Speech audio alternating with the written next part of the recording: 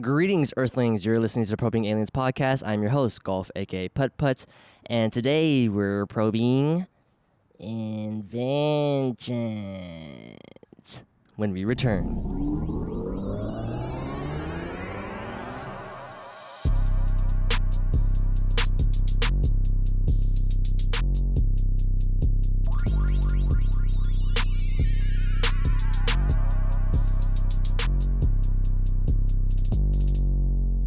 And today we are filming in Dresden Park, which is in Chambly, Dorville, Chambly, around that general vicinity area.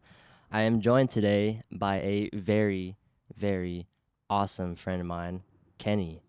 Kenny, how are we doing today? What's up, man? How are you? I'm doing great. I'm doing great. Yeah, thank you for asking. Sure. How have you been?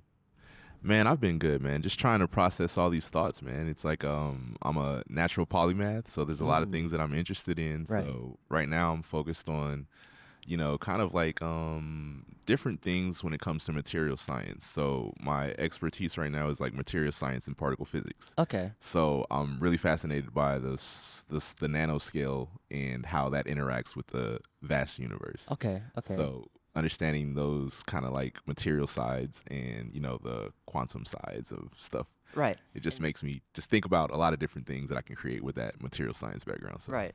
And so material science, right? How did you get into material science in the first place?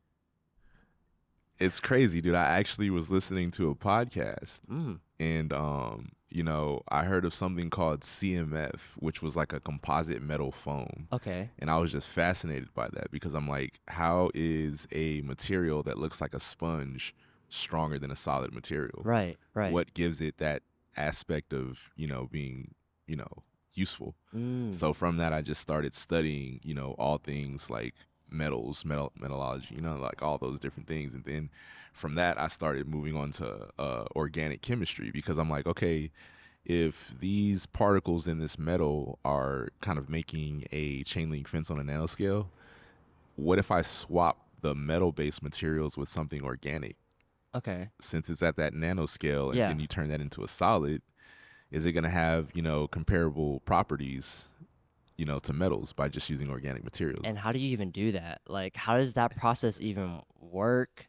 Like, are you going at the molecular level and you're kind of like messing around with that and kind of like changing the properties? Yeah, kind of. It's the best way to think about it is it's particles. Okay. So if you break something down to its natural, basically particles, and you just create like a chain link fence Okay. and you layer it, that just was my fascination. So in my head, I'm thinking how many combinations of chain link fences you can make on that nanoscale and how many different materials you can swap and replace inside of those chain link fences. So that in my head was like infinite, because Yeah. I'm like, shit, we can take grass and layer it, and who knows, we might be able to get a plastic out of that grass. Right. And Like how they used to do weave baskets and stuff. And exactly. yeah. Okay. That's pretty So cool. I think the best way to describe how that process works is it's like alchemy. You're turning a liquid from a solid. So Okay. whatever a solid material is, you can turn it into a base liquid, which is kind of like just like gelled particles, essentially. Can anything turn into a liquid though? Well, not everything. Not everything. Not everything, but my fascination is to use liquid and encapsulate, basically those particles inside the liquid. Okay. You know what I mean? Yeah. So if it can't be turned into liquid, we just use water. And I'm fascinated with different phases of water, like the fourth phase of water. Okay. The fourth phase of water is like a gel like water. So if Gel water. basically, so if you put, particles inside that gel, Yeah. might be some unique stuff going on. It won't be water It because won't it's be- gel water. So then how does that material like interact with the gel? You get what I'm saying? Yeah, So that's some interesting shit. these are all questions I interesting had, shit. man. All questions I had. So what would you say is the most important material on Earth? In your opinion? Man. Like what is the one material that us as humanity probably could not live without? I think That's it's easily accessible. I think I would say water. Water. Yeah. Like I'm going to have to lean towards water. I think me understanding how water interacts with everything else. Right. I think water is a very, very important catalyst. Okay. And, just seeing, how we live in a basically water world when you think about it, Mm-hmm. and we're made out of mostly water. Mm-hmm. I think that that's something that we as humans should be focused on. Right. And me diving into that study, I realized that we know more about outer space than we know about water. Yes, that's so And true. that's It's crazy crazy. that you bring that up because there's a lot of talk about how we don't know anything about the deep sea because we just the the gravity, the whole pressure from water versus like outer space, there's no gravity, like you're just kind of floating out there. And life forms down in the ocean versus life forms up in space, like it's crazy. Do you think that aliens are in the ocean? Yo, I would guess. I'm not saying that I would know or anything like that, but a wild guess, yeah. And then, a lot of my friends, we always use, different written texts, religious scriptures and all that stuff. Like, Mm. so even in the Bible, like the first 7 days of creation, supposedly God created everything in the water before He created us. Oh, really? So think Oh, about that. wow. I Mm. don't forget what day it was. I'm not like a person that could just quote. You Yeah, know what I yeah. mean? I mean, I'm I've not read that it type. many I'm not times, that but type of I'm not person. that type of person. Yeah. So it's like I just know that for a fact that in that 7 day creation cycle, He created the water, and then He created life in the water before He Mm. created humanity. Right. So Right. that means that whatever is in the water is older than us. What do you think is in the water? Dude, What kind of life forms do you think are underwater? well, I know that there's a lot of microbial life, and then Hmm. things evolve from microbial Right. life. Right. Right. So there's really no way to tell, man, because even the fact that me understanding what structured water is, there could be layers of water inside the ocean, which sounds crazy, but Layers of water? yeah, like there's different densities. That's what is in the water. So Oh. if we actually tested Right. what is causing The the density density in the water. in the water, we would probably better understand the life forms that are in there, because Mm. everything evolves based on environment. Right. So I'll give you my spill on how I think the universe works. Okay. With that being said, Yeah, go for it, so bro. it's Go just for it. basically I think the world works in threes, right? So Okay. there's consciousness, observer, observation. Mm-hmm. So uh the water would be the environment which consciousness interacts with, Okay. and whatever the life form is the observer Mm. experiencing observation. Mm-hmm. So we really have no clue how consciousness interacts with something older than us. Okay.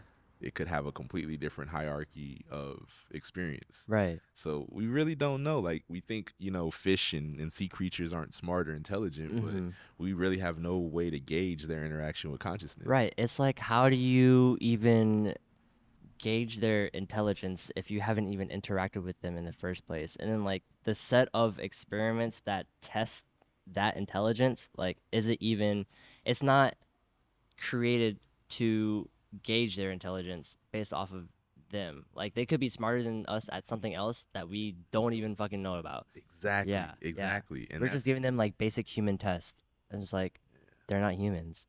right, right. Yeah.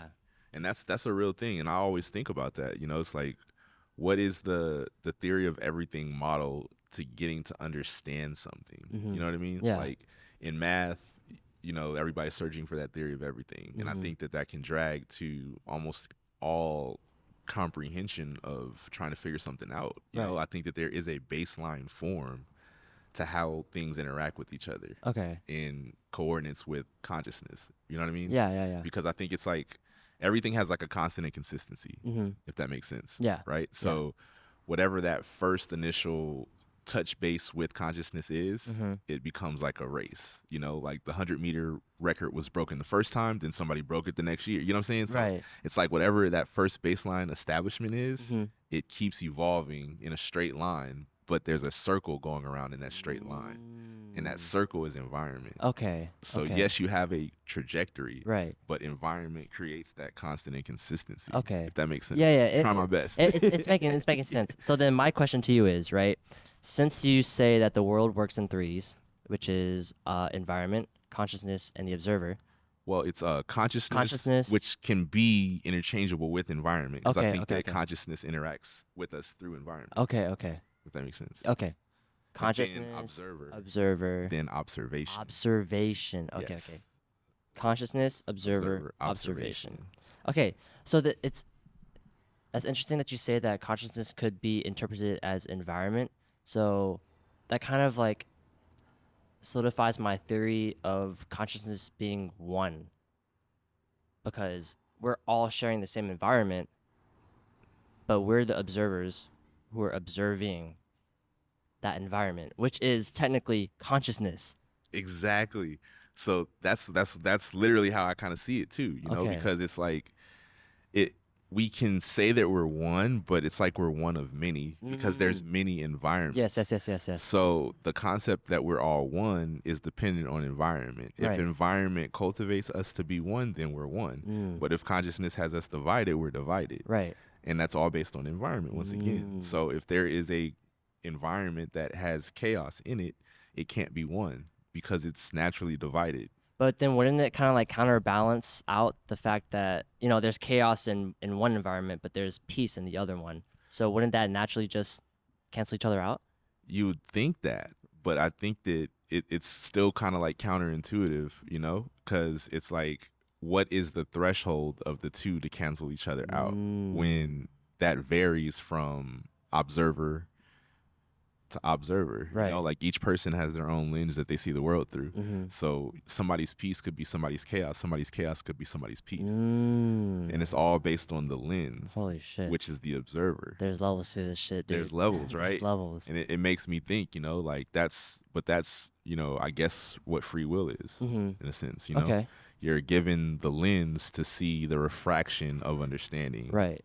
You know what I mean? Yeah. The refraction is how you take things How in. you come to understand Correct. the environment around you. Correct.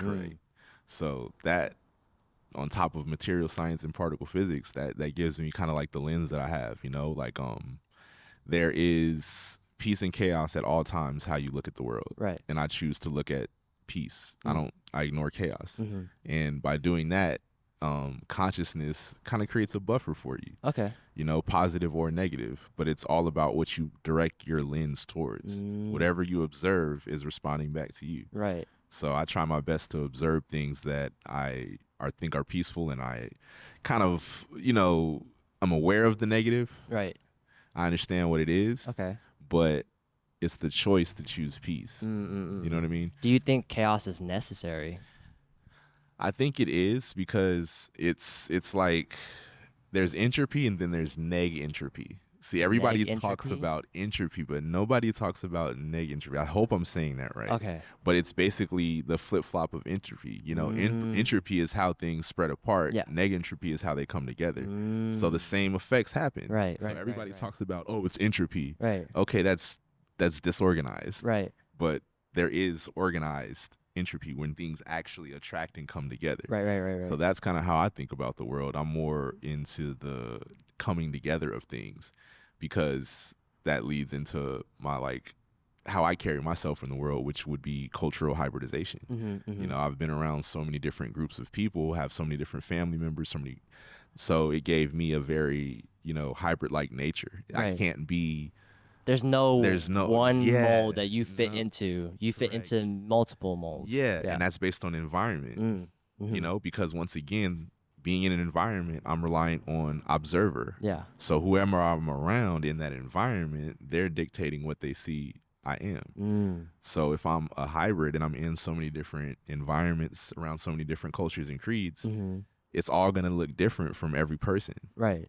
Because at the end of the day, I'm embodying all of these different things, and if you don't know that they exist, you're not going to see them. So that's what I've been working on my hardest, is to figure out how to show up correctly being a hybrid of so many different cultures and how is that for you, like being a hybrid, right? Like being able to blend in with multiple cultures and backgrounds and not really having one that you can kind of fit to yourself. How does that feel like when you interact with like other groups of people? The best way to describe it is I take note of their worldview. You know, I think that from somebody's worldview, you can kind of see how culture inspired them to become who they are. Okay. So that's kind of where I start, and then from there I work my way up. Like after your worldview, what is your thinking process? You know, how do you think about life? How do you see life? Are you more optimistic? Are you more pessimistic? You know, all these things play into how I'm able to gauge how I show up. Right. Because if you're a super optimistic person, I'm going to talk about hopes and dreams. Right. If you're right, a pessimist, Yeah. I'm going to be very, touchy not to stay on topic of things that are too negative, because you're going to probably lean towards, oh, that's the bottle's half empty. No, it's half full. You know what I'm saying? It's those situations, like you kind of have to know how to keep people from experiencing what they deem to be chaos if you are aware of chaos. Okay. You don't want to trigger someone that's prone to chaos. Right. So that's what I think about how I approach it. Doesn't that like feel all tiring at all? Oh, it's burnt. That's why I keep to myself. Yeah. 'Cause Like your social battery gets drained really fast, right? So fast, man, because I'm hyper aware, and that takes up a bandwidth. So like think about a computer. Yes. If I'm at 80% utilization, that 20%, I have to function with it. Right. So something's going to fall Something's off. gonna haywire, going like short circuit. Yeah, dude. So like I'm trying my best how to figure out that wavelength balance to where I can flip that 80-20 scenario. Okay. How can I keep 80% of my mind free and use that 20% for, processing? Right. If that makes sense. Yeah. Instead of the opposite. And what are some like things that you've tried so far to achieve that? Minding my business. As crazy as that sounds, like I don't think about things I don't want to experience. Okay.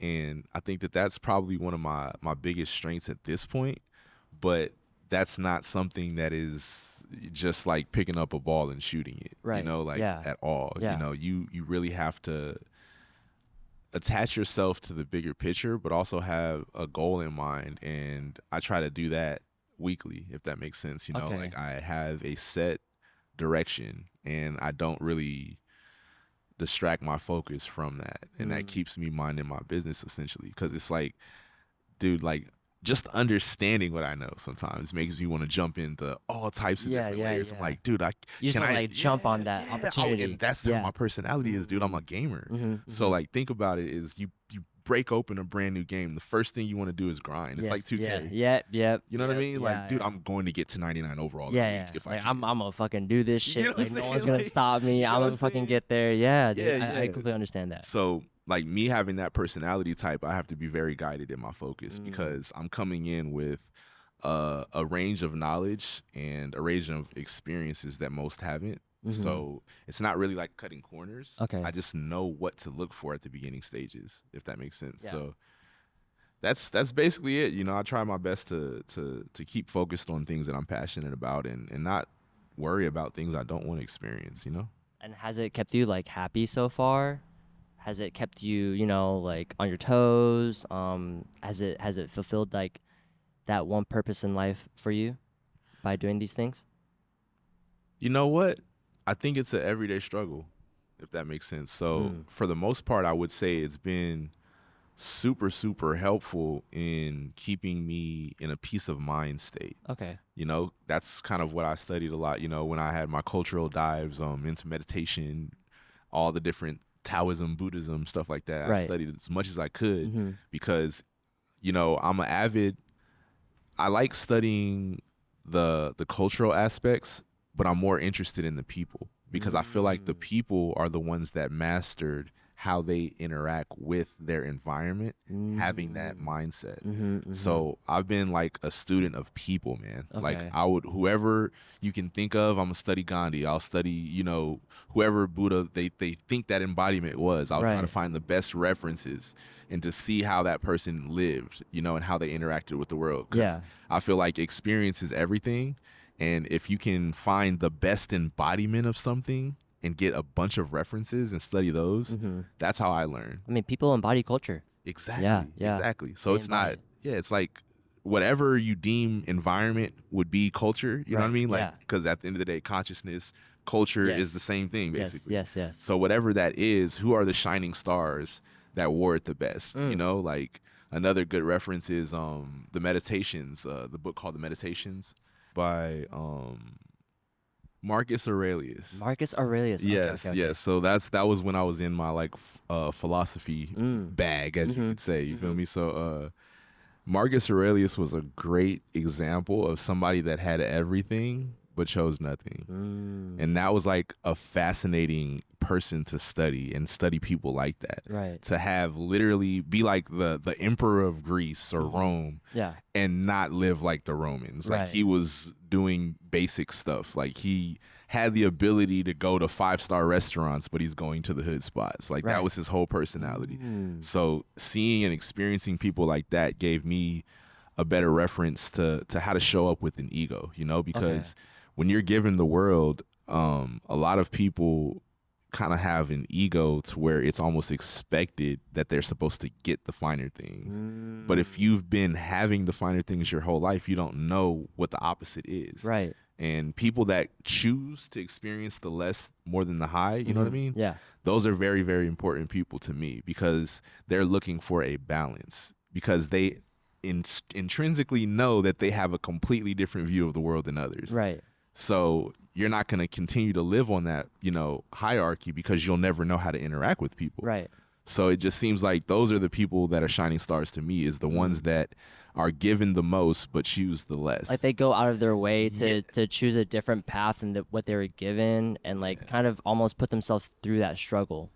Yeah, because I think it's not like it builds character. Sometimes it can be damaging, but it's how you carry yourself in that. You know, I don't want all. I'm cool with just enough. Yeah. You know, like, and being able to identify what your enough is, but also being a provider, that's crazy to me. That's something a lot of people struggle with, is Yeah. finding their enough, because they think they want, you know, all these shiny new things, these new cars. They want like a private jet. They want like a mansion, $1 million, right? Like, at what point does enough get enough?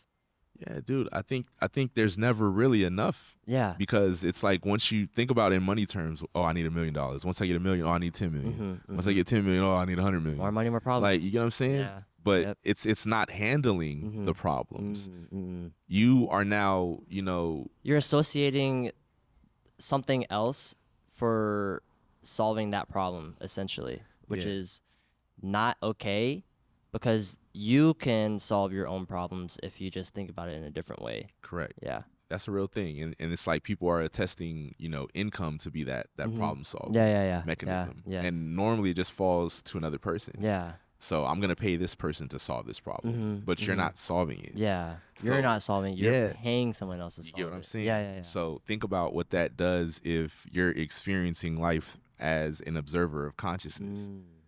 That person was awarded the consciousness upgrade, not you. So now you're going to deal with something later on in life that's very similar because you didn't level up. That wasn't right. It's like you didn't beat that level. Right. You know what I mean? Right. You just kind of like, You passed you the cheated. level. Yeah, you cheated. Yes. You cheated to pass that cheated to level. pass the level. Right. And like the moment you continue to do that, it's that much harsher when you're having to learn that lesson, if that makes sense. Yeah. So Because you thought you solved it, but you didn't. So now you're stuck in that loophole of like, I thought I solved this problem by paying this dude. Like, hey, you could have fixed this shit for me. Like, why am I still getting this problem? Okay. Yeah. So it's like that just teaches you about, you know, karma, like that, whatever you want to believe. Like, I think even with karma, there's people that do bad shit but don't receive it because, once again, they're not thinking about it. Right. You know? Yeah. So that is fascinating to me. Like, there are really, really, like, not okay people but are living just fine because it's delusion. Right. Like, you'd be surprised how much, like, your worldview goes in coordinates with your environment and reality. It's like, once you say you're right, yeah, you can be right, you know, but what good is the truth if the lie works? Right. Yeah. So that's like how this world is ran. That's it. You know? Exactly how this So world is ran. it's The just government. crazy, Yeah. dude. The government is definitely telling us a bunch of lies because the lies are working for us. You know, it's doing its job, and they don't want to tell the truth because if everyone knows the truth, then at that point the government will have no power over us. Right. Yeah. So what do you think about self-sovereignty?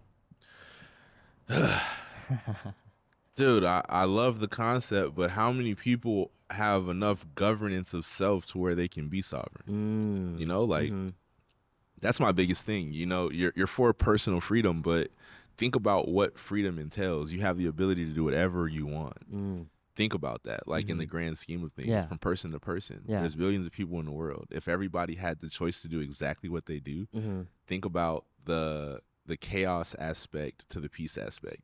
Once again, people will probably choose chaos, but they think it's their peace because it's at the expense of others. You know, like I can set this whole place on fire because I want to see it burn, but there's people that live here. They're gonna catch the smoke once I leave. Right, and that's chaos to them. That's chaos to them, but it's peace to you. It's peace because I wanted to see this. You get what I'm saying? Oh. You get what I'm saying? Yeah, that's crazy to me. Like how people rationalize things like that. Like I don't think in that form. You know, I try my best to be correct and not right. You know, because I think that with every right, there's a wrong. Right. But if you're correct, it's just there's incorrect. So if I'm incorrect, I could be corrected. But if I'm right, that means I'm wrong. Right. But if I'm correct, I can be incorrect until I get to correct. Correct. You get what I'm saying? I understand. So that's how I carry. Like I can change my mind on the instant about something if new information makes sense and it fits. So I'm constantly looking for wisdom.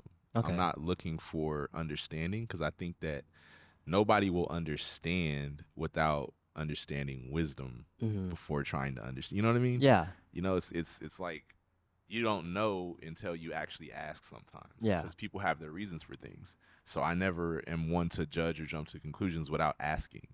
You know what I mean? So hope I'm making sense. No, you're definitely making sense. You're definitely making sense. So then how did you become so wise? Like, what did you do? You know, like you seem like a wise guy. How old are you? 34. 34? Yep. Yeah, so you basically have like 9 years on me. How did you acquire all of this wisdom? Dude, I think that I'm a firm believer in reincarnation sometimes, man. Like I think that, you know, we have so many people that have made us. Okay. And I think that we have access to all of their hopes and dreams and memories. And that's what, you know, certain cultures and creeds would practice. You know, like the African religion, they believe in talking to their ancestors, you know, like Buddhism, meditation. Yeah. You're hearing, you know what I mean? Yeah. Consciousness, you know? So I think that it's really me just being open, but knowing who I am and where I come from. And that gave me kind of like a very unique interaction with consciousness as the observer, you know? Like, I think the way that I view it is consciousness leaves an imprint on your DNA. Okay. Almost. Okay. So if you had a great grandfather that was kind of on the cusp of what you're trying to experience, you have access to some of that knowledge and wisdom. And I think it's through going inside. Okay. Like everybody talks about going inside and all that stuff. Well, study yourself. Like study who you come from. You'll start to see your patterns and tendencies. And then in that understanding and conclusion, it's like you'll get a download complete. So think about it. It's like you click open a file on a computer, right? You're trying to download something. Yeah. Sometimes that download will get stopped because you're not connected to the internet, right? Yeah. So being connected to the internet is being in that hyper aware state. So you can be thinking about something and something will trigger you in today that a download was stopped and it just completes. Boom, now you have an idea. You get what I'm trying to say? Yeah. So it's like we're consciously like downloading and processing information, but it's incomplete until we see a trigger. Right. You know what I mean? I truly believe that we have to see something first before we can almost fully comprehend it. I think the seeing it gives that completion process. Right. Like we're actually like interacting with it. We're seeing it right in front of our eyes. And it's like, hey, I can make that connection now. Boom, the download just completed. You know what I mean? So I think that, you know, consciousness and reality environment, all of that kind of triggers those moments in your daily interactions. And I think that being still and moving, like that's why I'm not really like too like giddy about doing stuff quickly. I get stuff done fast, but the process is thought out before I even start. Are you a perfectionist? Bad, dude. Bad. It's so bad, bro. It's like grueling sometimes, but it's not really perfection. It's more function. So if there's not a baseline function that I can repeat, I probably won't do it. It's like, exercising. Yeah, Like, yeah. I lost hella weight and I gained hella weight Yeah. back, but I lost the weight because I found something that worked. It's like a routine. Exactly. So I'm more routine based. So I think that once I have an established system, that perfection goes out the window because now I know that I can get better at this. Right, because you perfected the routine already. Exactly. Okay. So I'm all systems, but because that helps, hone in my focus. Because like I said, I'm a polymath. I'm in all types of different things. Yeah. So yeah. I'm trying to do a math problem, and I'm bringing in biology, I'm bringing in history, I'm bringing in all this stuff. You know what I mean? Yeah, it's true that you bring that up too. Have you seen the movie Oppenheimer? Wow. Yes. Yeah, wasn't he sort of the same? Like, because before I even watched the movie, right, I did a little bit of research on who Oppenheimer was, and it turns out that he wasn't even like a in what was it, a physicist in name. He was a bunch of things, but he didn't like to be called a physicist because he just was so perverse, like not perverse, I don't know what I'm trying to say. He was like words. He had golf. the 10,000 hours in a Yeah, lot of yeah, random yes, things. I yes, get it. yes, Yeah. yeah. Sorry, my brain is malfunctioning right now. If you can't tell. It's all good. But I get it. And that's probably where the world is going to start moving. There's going to be probably a big push for not people that are specialty driven, but once again, cultural hybrids. Okay. Because think about if they're all pushing this one world thing, like whatever you want to call that, Yeah. to where we're doing commerce globally. Yeah. If you're not a hybrid in culture, you're not going to thrive. You're always going to have friction because you're not taking into account whatever you're influencing. Right. So I think that, being a cross-disciplinary study will better help you find a Arkham's razor to connectivity to people that are outside of your demographic. Okay. If that makes sense. What is the Arkham's razor? Arkham's razor would be kind of like a measuring stick. Oh, okay. So like for me, my Arkham's razor would be quantum mechanics when it comes to spirituality. Okay. So I use my ruler in quantum mechanics to measure what is spiritual. You know what I mean? Yeah. Now I have something to actually put together and measure. Why are we having these experiences? Right. What is it? Right. You know what I mean? Yeah. Because I think that things kind of have an unfoldment process, kind of like our flower brooms, right? Okay. Yeah. So you don't want to rush that, but you also are aware that it does have a system. So you can do certain things to induce it to speed up its process without breaking the leaves. You get what I'm saying? Yeah. So that's what the systems part of my brain thinks about. Like, yes, this has a set time, but how can we increase or you know what I mean? I think we can make this simultaneously, because I think that, even just understanding how time and space operates, it's like we're in the same moment in the past, present, and future. So when you're trying to do something, technically you can experience it now. Right. There's no time frame. Yeah. But there's a system of unfoldment. You know what I mean? Yeah. So that's kind of like my theory of like how my Arkham's razor thought process is. Do you think time is a construct? I think everything is a construct with belief. Okay. If that makes sense. Yeah. Yeah. I think that by identifying something, you are now subjected to it. Okay. So I think that we're intrinsically connected to something that already existed before we came into contact with it. Right. If that makes sense. Yeah. So you're saying that we're also a construct too. I mean, but shit, who's constructing us? Yeah. Right. Yeah. Right. Because that's been my question my whole life. It's like, and you haven't found the answer. Whoa. I don't know. You don't know, but do you feel like you're getting close? I think it's kind of like the quantum split experiment. The more I focus on it, the more it eludes me. Oh, okay. So I think that's why I kind of don't think about stuff like that. I think I let the unfoldment process happen, like the flower let blooming, the natural right, process exactly. occur. Yeah. But there is a system that can speed that up. Yes. And that's what I'm looking for, is that system. And I think that I did kind of find a way to justify that. But I think that it has to do with neural networks. Like when you understand how the brain works and how cells work. Like Even then, like scientists don't even know how our brain even works, right? they say that, but But we're now at the stage of creating neural networks. okay. So if we're able to create what we don't understand, that means we probably understand a little more than what we think about. You know what I'm saying? Like that's always been my fascination too. It's like what happens when let's go into species, like Okay. we're the human race, right? Yeah. What happens as the human race when we're able to mimic what we are in creation? Okay. How what are we when we're able to create us? Think about that. Yeah. You know, like we're on the verge of tapping into that with all of the CRISPR Cas9 stuff, like all this different. CRISPR-Cas9. They basically printed out the human genome in math, bro. Oh, really? Yes. So What? CRISPR Cas9 is something that it's basically like gene editing. Okay. So they're editing things on the smallest scale when it comes to DNA. Like you can actually, like, you remember like the little ladder? Yeah. Yeah. And how it was composed of the little double parts? helix. Right, Yeah, right. Yeah. So all those little parts you now can interchange. You can take out and replace.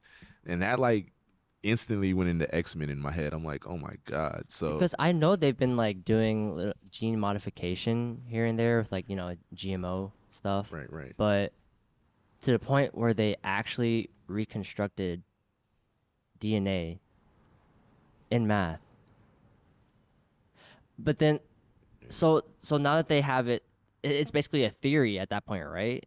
Well, yeah, because that could just be one person. Right. You know what I mean? Yeah. But it's still a good measuring tool, you know, because quantum mechanics will probably be able to help solve that equation, you know, because there's so many variables, right? Right. But there is a unfoldment process in those variables. And I think that that's what quantum mechanics can kind of, can kind of help articulate and express, like simulation wise. Yeah. You know, so it really makes me think though, bro, because if we're able to do something like that, What do you mean? What do you think it means for humanity? we might be on that golden age period, or we will repeat the same shit that we've done. Because, you know, just studying all these different people that have these theories of how many times Earth has had a reboot or whatever. Supposedly there's like 6 times that's happened, quote unquote, right? Quote unquote, yeah. It could be 4, it could be 3, it could be 2, it could be 1. Like, we really don't know. Like, everybody says they know, but once again, this is right. This is other people's conclusions that we are articulating. Yes. Without having any Arkham's razor to prove. Right. You know? Right. Yeah. So let's go on that. It's happened 6 times, right? Okay. So if that's the case, you know, it's been proven that certain people have older DNA. So if we all come from the same source, how is one person's DNA older than the next? Right.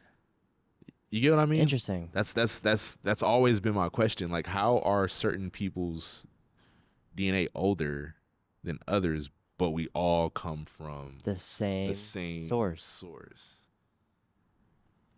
Is it the fact that the DNA is changing that makes us newer? That's what I'm thinking. But even then, fuck, dude, that's a good question. Because it's like, do you think that based on DNA, you lose your original? So let's think about like files in a computer, right? Yeah. So I've been downloading hella stuff. So the first time I got my computer, I downloaded a song, right? And 10 years later, I've downloaded millions of songs. Right. I probably erased that first song. On accident. You get what I'm saying? Like you just like, I don't even listen to this no more. I'm just gonna delete it.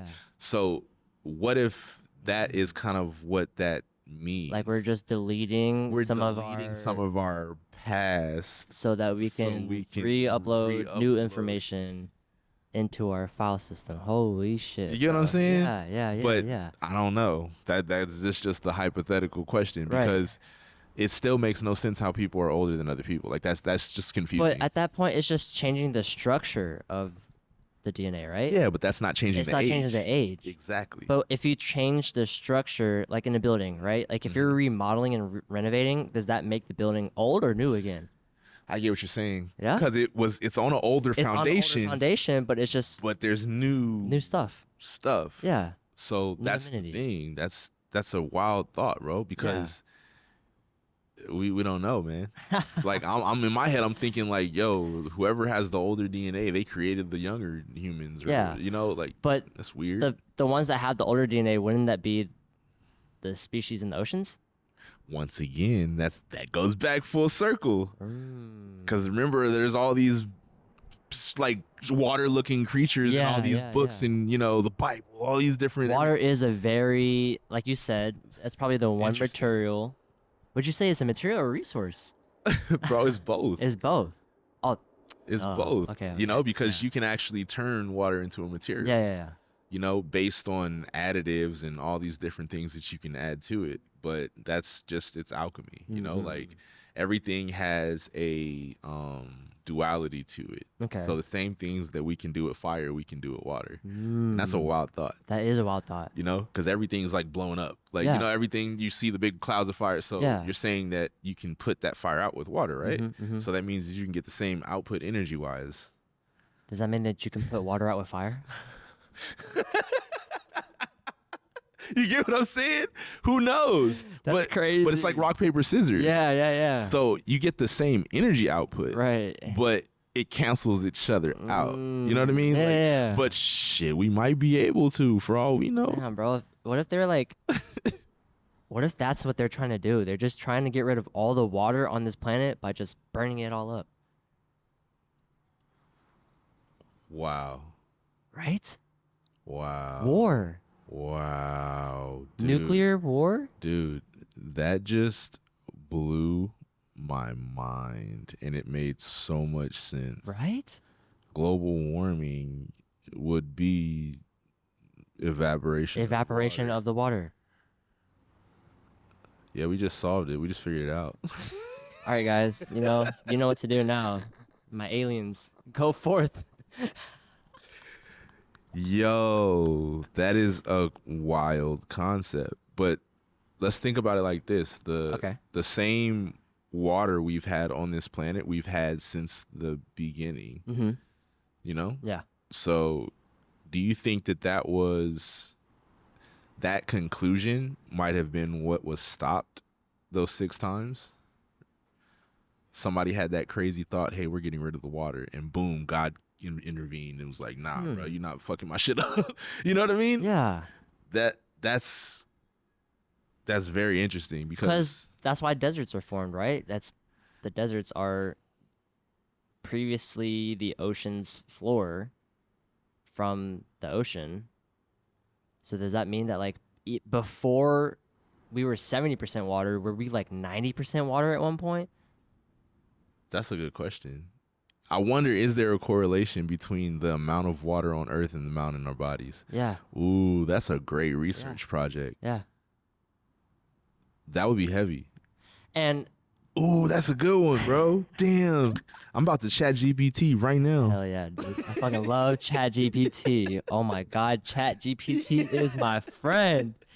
Thank you, Chat GPT. Yo, shouts out to the nerds, bro. Y'all changed a lot of people's lives. Dude, it's like you gave us infinite VC. Nerds are cool again. What? I don't even think they're considered nerds. They're the new cool people. They are the cool people. Yeah, dude. I can't be around like people that don't have some type of quirk, if that makes sense. Yeah, it's like My Hero Academia. You feel me? Like everybody, I know when somebody has like a special little, yep. You know what I mean? And I think that's what people identified as nerds, when really it's just your subject matter is on the outskirts and fringes, like something that you just excel at doing.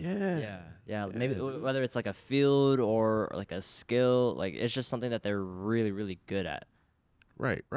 And I think that everybody has that. Yes. It's just that I think self-doubt and negativity gets in the way. Dude, environment, all of it. It's like it's a math equation. So, me, I always think about stuff like that. I'm like, okay, what can give somebody the best outlook to be able to express that correctly. You know, like how can we create those micro environments to interact or to basically get them to interact with the greater environment, if that makes sense. We're going to make this pocket environment for a training ground. Right. Once you're now trained, you're going to be better acclimated for outside. But then like that has to be up to the person to think bigger than themselves.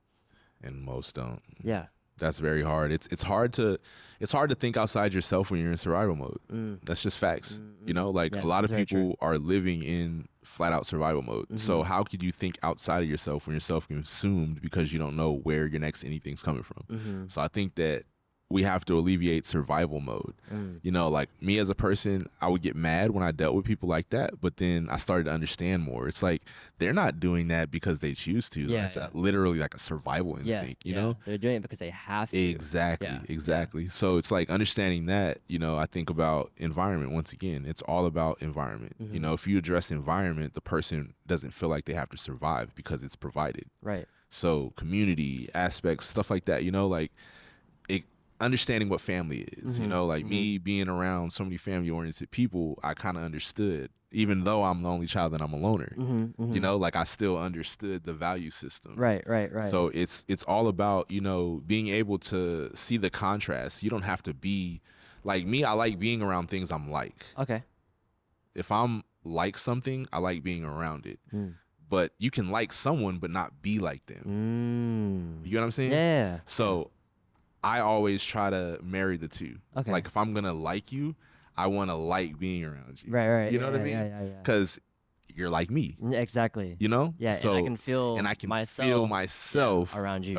Yeah. Okay. And I think that is kind of how you get people out of survival mode. Is you put people around them that they're like, right? So they can now see, like, show them a new world, a whole new. Yeah. But you're looking at a mirror though. But you're not realizing that person is that's a really big saying that like other people you see, it's literally a reflection of who you are, and like the things that aggravate people and other people. So say for example, right, like if there is something that you did that kind of like pissed me off or aggravated me, that's really me looking at myself aggravated at the fact that I also share that same habit. And so now I'm aggravated at you because you share that same fucking habit with me. And it's just like, why the fuck are you showing this right in front of my face? Because I don't want to see it. That's exactly what I mean by that. And I've had so many experiences, and that keeps me humble because it keeps me aware. You know, I think that the more aware you are, the humble you are. So that's the best way to judge somebody's character. If they're not aware, of course they're not going to be humble when they get something. Because they don't know the source. They don't know where that came from. So me, I've always like leaned on that, and sometimes it's a bad habit, you know, because I can do amazing things, but sometimes I'm like, I don't think I want to do that because you know, I don't want that stigma, you know. But it's like it's a tug of war battle, you know. And I think that being around people like me, I wouldn't feel that way. So I try my best to create those spaces and places for people. And it's like training ground. It's like when you're playing Dragon Ball Z Xenoverse. If you're like in a new character, if you just made a new character, I got a 95 character, come play the missions that I unlocked. You're going to level up. You're going to be a level 15 off of one mission. You know what I'm saying? Yep. So that's kind of how I think about it. Like I seek those people that are at a certain area to where I get experience points quicker, if that makes sense. Okay. Just then that works for survival mode, you know, being around people that can take you from that level 1 to 15 off of one quick mission. Seek that, and then till you get your boundaries up, and now you're at a level 50. Now you can start going on your own missions. You know what I mean? Right. But it's just a training ground. I think that you can do that socially, and that's why I'm into cultural hybridization. Do you think cultural hybridization helps with that? 100%. 100%, bro, because you're learning cultures and creeds that are completely adjacent from you. So you're starting over. Like there's no way. It's like playing World of Warcraft or something, right? You pop in that new game, you got to start from zero. You know, no matter how nice you were in the old game, you still got to start over from zero. Right. And I think that process in like the gaming community would probably make some of the best dot connectors because our brains are like that naturally. Gamers are you know? the next generational fucking like philosophers or something, dude. Yeah. They're I really fucking feel, crazy. dude. I feel like that sometimes Yeah. because it's like we have to start over so much. Yes. Like Yes. we're not static. Yeah. It's not Yeah. nothing's fixed. We know that Exactly. there is a better version Yeah. or something else we can do. Mm-hmm. You know, and I think that kind of gives people the I think the courage to be willing to start over. Yeah. You know, like a Yeah. lot of people don't want to like learn something new or start over. Mm-hmm. But I think that our generations we kind of like were bred off of that. Yeah. Dude, You like know? what helped me get through life was just the fact that I view life as a game. So I'm constantly like leveling up, evolving myself, learning new skills, upgrading my skills, like interacting with different people, going to different towns, you know, seeing new scenery, like shit like that. Like I literally imagine it as a video game. Like I'm literally just playing my life. And that's helped me a lot. Definitely, for sure. And I feel like that's the thing that a lot of people don't understand about games is that people don't realize that it could help teach you so much about life. More so than like, oh, you're just like shooting someone just to shoot someone, or like you're just fucking like building up a civilization just to build up a civilization, like, and that's it. It's crazy how like games can kind of put life into perspective. 100%, dude. Because at the end of the day, you're experiencing somebody else's expression, Mm-hmm. and I think that that's like the most beautiful thing, you know, because you have your worldview, but you're able to pick up a controller and play a character in something Mm-hmm. and experience somebody's worldview Yeah. and still be yourself. Mm-hmm. Mm-hmm. You know, Yeah. like just being able to do that in so many different areas, it gives you like a wholeness. Once again, cultural hybridization. Mm-hmm. You know, like we all come from different backgrounds, but we're playing 2K right now. Yeah. We're Yeah. playing Call of Duty right now. Yeah. Like we're playing Fortnite. You know what I mean? Yeah. All from different areas, Mm-hmm. speaking different languages, but Mm-hmm. we're still in the same world Like playing we this. share that We same say, yeah. and that's what I mean. It's like, you know, being able to disregard self and create that new avatar. Mm. You know, I think Mm-hmm. that that's like one of my favorite thought processes is like when you're doing something, you have the ability to create that version of self, Right. you know, and make it as close as possible as your base. Okay. You know, like don't try to be anything outside of yourself. Mm-hmm. No, I'm not saying that, Yeah. but it's like you still have to have a certain avatar Mm-hmm. when you play Fortnite. Right. You can't just show up as you. Right. You know what I'm saying? Yeah. And I think that that's like the whole grand scheme of how you know show up in spaces and places Mm-hmm. in the world. Yeah. You know, like you have your character, your avatar. And a lot of people's characters and avatars aren't in sync with who they are as a person, and there's conflict. Mm-hmm. Mm-hmm. So that's why, you know, money isn't the do all be all. Yeah. Because people aren't even able to be themselves with all the money in the world. That's true. That is very You know? true. That is So- very, very true. It's a very interesting world we live in, bro. Like how we're glorifying all these things, but it really teaches us how to be something completely from self. So what does that lead to? Unhappiness. Yeah, unhappiness because you're not yourself. Yourself. Yeah. You have everything. Yeah. Then that's why it goes back to what I was talking about with Marcus Aurelius. Mm-hmm.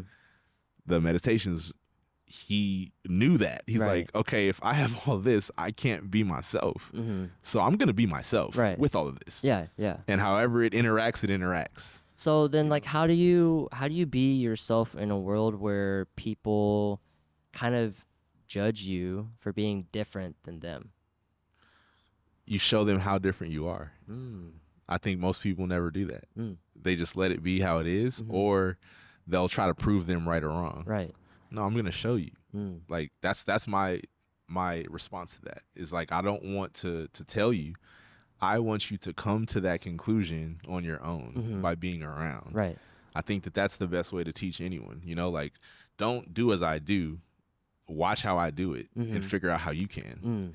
You know what I mean? Yeah. Because I can give you my straight line path on how to do something. Right. But that might not work for you. Right. Because once again, we're different humans. We're different people. You're just showing me an example of how you're doing it. Exactly. And then I could take inspiration from that. You can do something completely different, Yeah, but yeah. it might be better. It doesn't matter. Right, You know, the whole right. purpose is like the It works framework. for you. Yeah. It works for me. You know what I mean? Mm-hmm. I've never been that type of person to try to teach someone to do exactly what I Yeah. know. Yeah. I hate those that times. shit. I hate that. That's why I hated school, because school literally tried to teach me in a way that they wanted me to learn how to do it.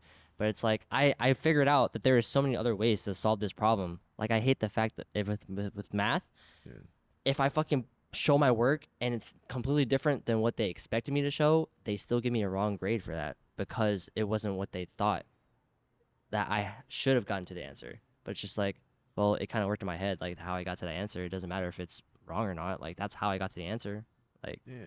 And that's the thing. I think the world wants to see the work. mm, They don't want to understand the work. Make sense? yeah, yeah, yeah, That's the craziest thought in my head. Like, how do you want to see something that you don't even understand? yeah, yeah, yeah. So I can show you it, but if you don't see what I showed you, it's wrong. Yeah, yeah. But You you automatically don't deem know. it wrong. Yeah, Yeah. yeah. But it's like you just don't know. Like, Yeah. and a lot of people don't. They don't. I think that they don't like to live in that aspect of not knowing. Right. But I think that when you admit you don't know something, normally reality, okay, here, I'll show you now. It's the humbleness. Yeah. Like, and I think that a lot of people don't take that into account in that social climb. Yeah. Like everything is not as it seems already. So shit's wild, man. It's just very interesting. And so speaking of work, right? You said in the questionnaire that I sent you before we met up that you were an inventor, right? How did you get into the world of inventions? Oh man, dude, I seen all the anime and all the Star Trek and Star Wars films, and I'm like, hey, bro, this don't look like it's too far fetched. Yeah. So it really doesn't. I started to, just study everything aerospace engineering.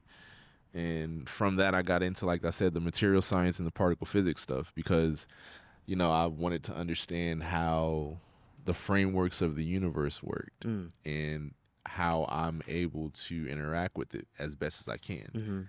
Because it's like, the way that I call it is like seeing through the veil, right? Okay. So if I can see through the veil, what is the veil? What am I looking through? What is this? Right. So that's always been my question. And from that, I started, thinking about the built environment. I seen everybody's talking about sustainability, whoop-de-whoop.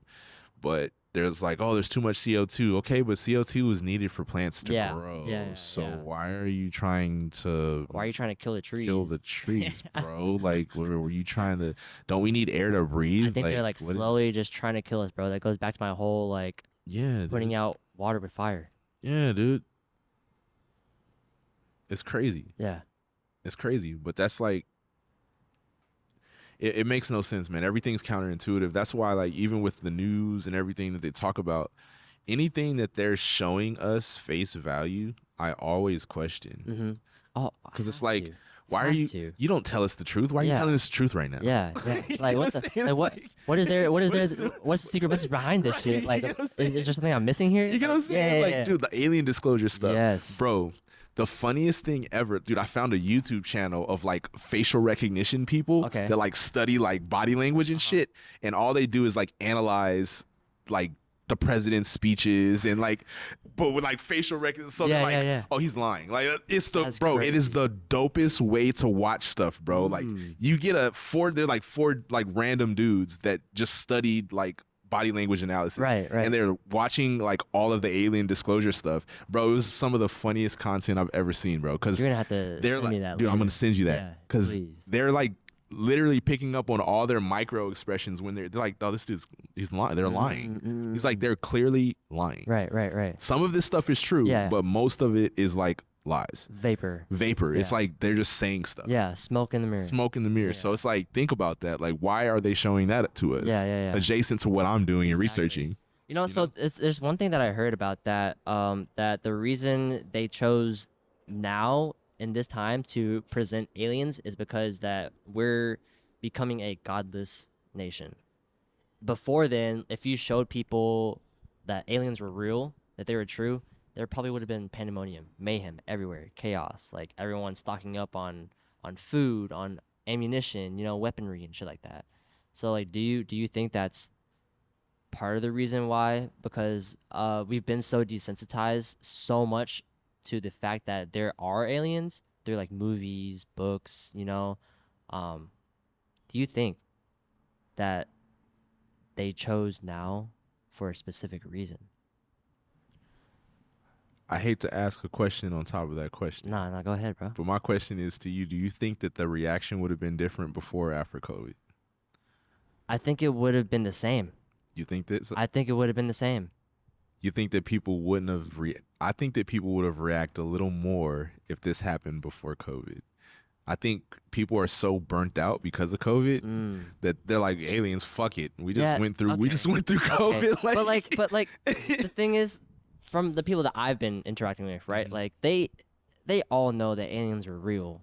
Right. We all knew it, but Yeah. like I don't know. Like I just feel like everyone would still have the same reaction because like, oh, see, like I told you, aliens were real, blah blah blah, shit like that. But I understand your point of like after COVID or pre-COVID, before COVID, right? Or pre-post COVID. That we did get burnt out from the virus itself. Like that's what all of our attention was towards. Right. So I guess you're probably right. You're probably correct. Dude, I honestly think about that. I'm like, dude, I think that people probably would have had a bigger reaction like before COVID. I think that we're so burnt out from reacting on all this bullshit that's been going on. Like, think about it. This whole world's topsy-turvy right now. Yeah, yes. So there's so much other shit to focus on. Yeah. We're like, fuck it. Like, we already kind of had that inclination. We all watched Ancient Aliens and shit. Like, we kind of felt like this was already real. So now you telling us is like, okay, cool. What's next? We just went through all this other shit. Yeah. You know, so it's kind of like, it's manipulation, bro. Like, it's manipulation in psychology. They're literally running us through a hamster wheel to get us tired before they start telling us the truth. Okay. So even when we know the truth, we're so fucking tired that it doesn't matter. Do you think that COVID was kind of like a government psyop to wake people up and overthrow or, rebel against the government? Bro, do you think that's in their plans? You can look at it from that perspective, because at the end of the day, it's still like the observer effect. Whatever is happening in environment is based on the observer and observation to determine what that is. Right. So it could be that for some people that could have triggered those people. Right. But then you just think about mindset. People that are in that frame of mind, that's exactly what they thought. People in the opposite, that's exactly what they thought. You know what I'm saying? Yeah. But it's all frameworks. So they use manipulation tactics to create case studies on those demographics of thought that exist. Right. Because like you said, it's like where the goal is like oneness, right? Yeah. But we're like one of many. Yes. So all they did was cast out all this bullshit, found the frameworks of those ones of many, and use that as a case study. Okay, we know this person, this demographic believes this way. You know what I'm saying? Yeah. It was models. They were able to create frameworks and models. Then when they introduce something else, they now know what groupthink happens in those. So, bro, it's really sick to think about, bro. But being cultural hybrids, they can't read us. Because we're so malleable. We're malleable and we're in so many different spaces. So it's very hard to create statistics on people that are hybrids in nature, meaning that they're able to be in multiple places at once, Yeah. So, if you're a fixed person, good luck. But if you actually have some type of neuroplasticity for new things, there's no way to predict, So I think that anything that is predicted is fake. Anything that you can predict the outcome isn't real. That's very true. That's very true. I think sports are all scripted. See? All sports are scripted. You see what I'm saying? Yeah. Anything that you can predict the outcome of, I promise you, it's not real. Yeah. That's not because biology. That's not anything. At you know the what baseline level, like prediction markets are there for one thing: money. Yeah. Yeah. It's all like that's who's why, getting paid out the most? The teams that are actually playing and entertaining us. Yeah. That's code 101. Like understanding computer science. Anything that's predictable, we create it. Yes. That's like the operator in quantum mechanics. When you create the operator, whatever happens in the operation, you create it from the operator. Right. You know what I'm saying? Yeah. That's all reality is. It's just an operator. That's why they call it the matrix. Okay. Because it's an operating system. Yeah. So we can predict what happens in that system because they created the fucking operator. That's crazy. So think about God. God, like whatever you want to call it. Like the Bible, supposedly it came from his thoughts, whatever. Cool, but he's not in the Bible. Yeah. He's not in there. Yeah. Or she's not in there. Yeah. You get what I'm saying? Uh-huh. It operates outside of that space. Right. So that's literally, it's like people are like spending their whole life. Kanye is walking around, I'm a god. Bro, quote Mac Miller, we spend our whole life trying to be God and he's trying to be us. Stupid. Yes. Like, you're alienating yourself from him by trying to be him. Yeah. It's like, it's the weirdest thing. He's trying to be us. He's trying to experience us, a human being, a human experience. Thank you. Yes. So it's like, people just don't understand that. It's like, the operator is what we're experiencing, but we are not of the operator. We're connected to something outside of that. So people that get those glimpses, that's what the inspirations, I just got to download. Nah, bro, you just connected to reality. Yeah. Right. What do you think about lucid dreams? Once again, you're just connecting to reality. Okay. You know, because like even me, I tried, there's something called like Carbon 60. Carbon 60. Yeah. So never heard of that. Carbon 60 is amazing, dude. I took it for like 90 days. I'm not going to take it again. Okay. Because it was 90 days. But like I had dreams every night and it got so irritating. It was like a lot. Really? It felt like I wasn't sleeping. Because I think that Carbon 60, it ups your oxygen intake when you sleep. Oh, okay. So you're having like a deeper sleep. Right. You know, like you're probably going to reach that REM sleep a little easier because of your body's like oxygenated for real. So like your blood is flowing. Exactly. Yeah. But dude, I swear to you, I had a dream every night. I'm like, yo, is this real? Like, you know what I mean? I'm like, wait. Dude, sometimes I have that feeling too, right? Like where it feels like I don't want to say I'm lucid dreaming, but I definitely remember my interactions in my dreams to the point where like I feel like I'm actually consciously making these decisions in my dreams. And so when I'm sleeping and I wake up, I'm just like, did I even really sleep? Did I even feel like I fell asleep at all? Right. Yeah. It's like that whole process of feeling rested is out the window because you're like conscious. Yeah. I was conscious in my dream and I was like, yo, what the fuck? Like, why do I feel tired but like not tired at the same time? Like mentally I'm drained, but physically I'm rested. Yes. That's a real thing, bro. Oh, okay. Like that's why, you know, even sleep, like dreams and all that stuff. Like, dude, I've studied all that stuff. Like I was fascinated because there are people that can control their dreams. Yeah. That's a real thing. Like I read tons of books on it. I never tried it. Yes. Because like I have a bandwidth, bro. Yeah. Like because I'm like an extremist. Yes. Like if I'll be the person to go full down the rabbit hole, like and not give a fuck. Yep. So there's a cutoff point. Like I'll learn something just to where it becomes intuition. I won't have to try it because I know that if I go through it, I'll be able to identify what happens just in case. Yes. It's just having like a blueprint, like a strategy guide, a walkthrough. Yes. So I got tons of walkthroughs of things I've never done. That's my vibe, bro. Like I've gone through the walkthroughs of all types of shit. That doesn't mean I'm gonna do it. Right. You know what I mean? Because I now know how I will show up prepared. Right. If I have to. If you were put in that situation. Exactly. So that's all it is. With me, it's just preparation, bro. Like, because I am naturally ready.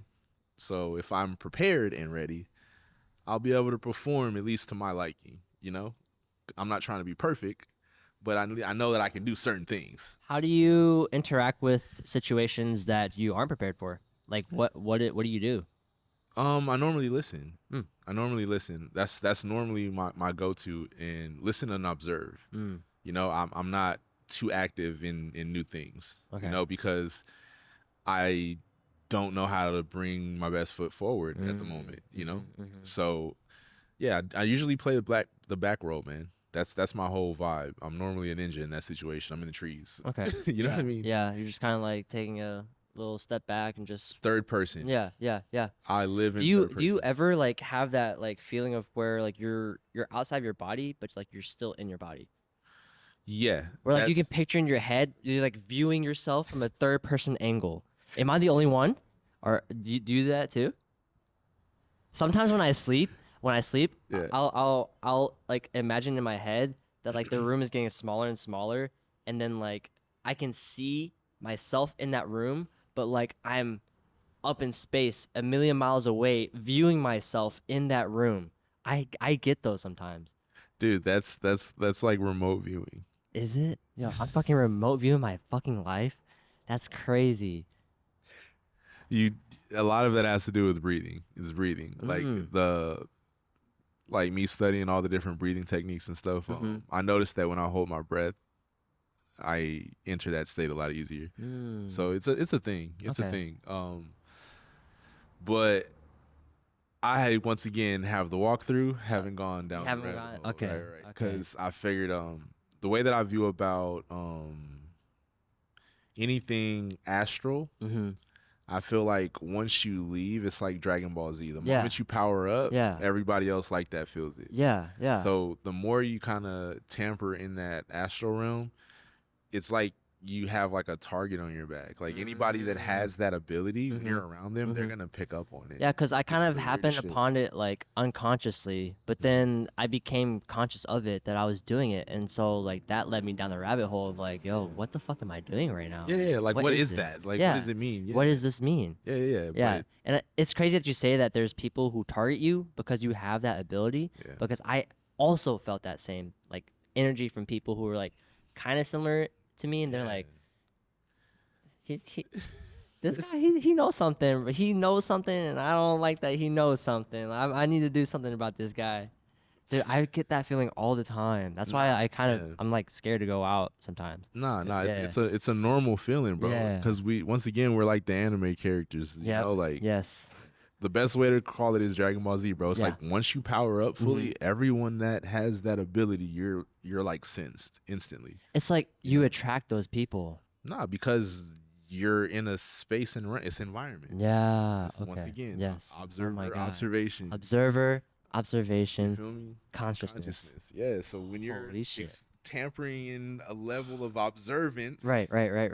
Consciousness now deems you as one of those other people. You know, so other people have the access to kind of pick that vibe up. Yeah. You know, like, and I didn't know what it was at first, but the older I got, the more I studied, I started realizing I'm like, yeah, because I happen to be around famous people, politicians. Like I can tell, I'm like, they don't know. That person does know. So that person is telling that person what it's to like do. a, you know what I'm saying? It's like the vibe that they give off. Like, yeah. Like the aura. Yeah. Like no, you just like sense it. Yeah. It's a real thing, dude. And I think that's like why my one of my favorite things to do once everything kind of pops off is going to be to travel, you know, because there's going to be so many people that I want to talk to. You know, I would love to talk to like the highest spirituality peoples in the world. Like I would love just and to that's why I'm doing this. You know? Yeah, that's why I'm doing this. Like probing aliens, like from an alien perspective, like I'm just probing other aliens' mind, right? Like that's why I'm doing this. That's why I enjoy doing this. Yeah, dude. Yeah. It's really important at this time too, bro, because like intimate conversations are one thing, but it's directed. In a conscious effort of trying to be able to get somebody to articulate how they understand things. Yes. You know, like I'm not a fan of the scripted stuff as much. Scripted shit. Like every time like I go through this whole spiel of, man, should I just do a script for my podcast? But then in my head I'm like, no. Why the fuck do you want to do a script for your podcast, dude? Like you want to talk to people because you want to understand them more about like what they do in their field, like how they think, like who they are as a person. Sure. So like, how am I gonna script that? You can't. It's just through natural conversation, like through conversation alone, like that can happen. Yeah, definitely, dude. Because even with me, I'm not a big like public speaker. Like a lot of my friends been trying to get me to do it for years, but I never, dude. It was hard because it's difficult. Dude, it's very difficult. I didn't get comfortable until I like really started thinking about cultural hybridization, you know, because whoever knows me from a lens hears me speak, they're not going to have that same refraction after they heard me speak. If that makes sense. Yeah. Because once again, there's so many versions of me that live inside people's heads. Yes. Based on environment, situation, like all of that, you know? Yeah. I don't think too many people have gotten the full spectrum yet, you know, and I think that I'm very guarded for that that very reason, you know, because it's like I didn't want anything to affect the interaction I had with consciousness, the time that I was really, really like trying to figure some stuff out, right? Because I know that it's a thing, you know. The more people are aware of you, the more your environment starts to change, because those thoughts now bleed into your existence and your reality. Yes. So I was like, how long can I go without being noticed? Yes, dude, that is literally the dilemma that I'm going through right now. I'm like, okay, that's also another thing I thought too, is like, do I want to go through with this podcast? Because like, if I keep doing this, more and more people are going to start noticing me. And then now all that attention is towards me. And it's like, damn, bro, like now how do I interact with my environment around me now? Like it's something completely brand new to me. I don't know if I can handle it. That's where self-doubt comes in, right? And it's just like, I tell myself, you know what? No, you're doing this for yourself. Like this is what you do. This is what I want at the end of the day. I don't care about like, the fame or the fortune. Like this is what I wanted. Yeah. And that's what I mean by I don't think about things I don't want to experience. Yes. So that took time. You know, the same thing with you. It probably took time for it to finally click. Okay, I got this for real. Yeah. You know, so that's like me, bro. I had it like maybe I want to say at 28 or 29, but I, for some strange reason, felt like I needed to go through the desert for 5 years. Because I think that, you know, me being at that age and having the drive I had at that age, I probably would have been a very, very interesting person to be around, because I would have been like Kobe Bryant with spirituality and knowledge and wisdom. Like it would have been a lot. So I'm like, I need to probably go through the struggle for a little bit, because if I don't experience what that feels like, I'm not going to have any points of references, you know, to relate to people. Yes. Because I'm going to treat them like I would treat myself, but not knowing that I'm blessed. Like, you know what I mean? That's the thing that bothered me, you know, because it's like, I'm not saying I had the best, but I had a very good foundation. Not everybody had that. So for me to move in the world without taking recognition to that foundation, that's arrogant, you know? So I didn't want to jump out with what I understood fully. Having not had that experience, you know, because I felt like I would have been very arrogant and had like an ego, like a lot of these people in these conscious spaces, you know, they walk around, I think I'm it. Like, dude, they think they're the shit. Yeah, it's like, bro, you get what I'm saying? You're just spouting shit that people want to hear to make yourself feel better about it. And that's never been my intention. Like I'm more deep into the understanding of growth, you know, like what do you look forward to, not about what you came to understand. You know, like there's more questions, you know. So yeah, dude, I just didn't want to be corny. I didn't want to my biggest thing is, bro, I didn't want to show up corny, because I feel like a lot of like the woke community, it should be so corny. It'd be so corny. I'll be sitting back, I'm like, dude, you don't feel weird? Like, you know what I mean? Like, you get what I'm saying. I get what you're saying. I get what you're saying, but just seeing it and hearing it, I'm just like, it's cringy. It's like, so cringy. Okay. So cringy, bro. It's so cringy. And like, no, you know, I love Gaia. I love all the different people in the conscious community. I appreciate what they're doing. It's just that I'm not gonna be a character, bro. I appreciate the fact that they're bringing the subjects to people's attention. But the way that they're going about it. Yes, it's the visuals. The visuals like are so contradicting, bro. Like I just never, I wanted to be myself, you know, like it doesn't matter. Dude, I'll pull up in sweatpants. In front of the president. I do not give a fuck. Like, you know, because I want you to be able to understand who I am. Like all the other stuff is perks. So if I come to you with nothing, but have the most to say, that's something without showing it. That means that you're inquisitive enough to know. Okay, but also that gives me the Dragon Ball Z Scouter effect. Okay. Like, you know what I mean? Like if I pull up with nothing, you're gonna put your Scouter on and be like, hold up, who the fuck is this guy? Who the fuck is how did you get? You know what I mean? Like, and when people do that, where does this power come from? You know what I'm saying? But when it goes like unnoticed, that's when you know. You're like, oh, they don't know for real, you know. But it's always been me, bro. Like I don't like attention. I've never been the person to thrive off of attention. I'm perfectly fine with going unnoticed, because I'm noticed by people that need to notice me. You know. So I tried my hardest to cultivate myself before I kind of threw myself to the lions, as you say. You feel me? You So put Marcus Aurelius. you get it. Yeah. Yeah, because it's like I just didn't care for it. You know, like I think that I'm a firm believer of, you know, we are our ancestors. We Right. are who we think we are, who we're looking for, type shit, Yeah, right? yeah, So understanding that, I never wanted to be in contradiction to that, you know, because I think that I'll lose the connection I have to source. You know, it's funny you bring up ancestors, right? Like, do you think bloodline has to play a part in that? Like, do you think our ancestors were probably thinking the same shit like how you said before, we're just accessing that past information and we're downloading it into our bodies, into our brains now. Like, do you think bloodline has an effect on that? Like, if some family was more spiritual than others.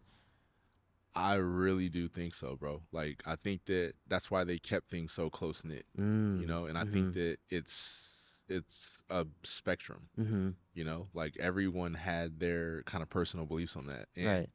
you know, taking that with a grain of salt and then studying all types of older cultures and creeds, like studying some of the Native American cultures, and there's supposedly like a tribe. It's fuck. I think it's close to.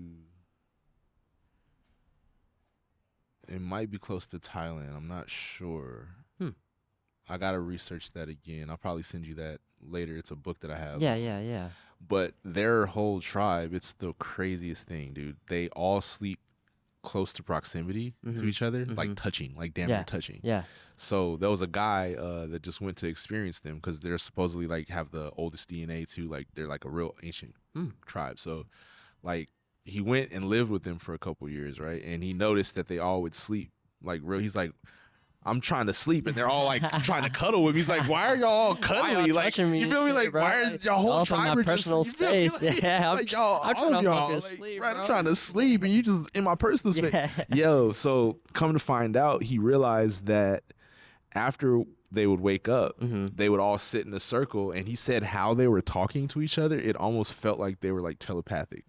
He's like, one will be talking and somebody else will just start talking. Like it was he said, dude, it was the weirdest shit I've ever experienced. Right. It's like they were literally completing each other's sentences in front of me. Right. And he's like, I realized what they were doing. They were actually sharing their dreams with each other. Whoa. And their dreams, they did it so much that their dreams were based on survival. Oh, okay. So somebody would dream literally of where their food source would come from, and they would go live out that person's dream. Wow. There was a tribe that literally would live out each other's That's dreams kinda every crazy. day. Dude, that's Think insane. about that. That's insane. Bro, that is nuts. So if that's the case, think about what we experienced. Yeah. Did we get disconnected from that?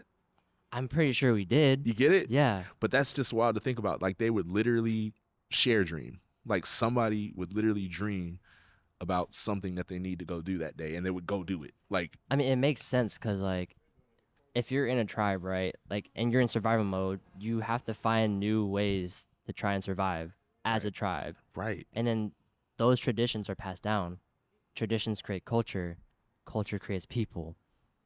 So that's what their culture was. Oh my God. So that'll tell you environment is everything. Yeah, bro. yeah. They created a whole pocket environments where that probably only happens within that group. Yeah.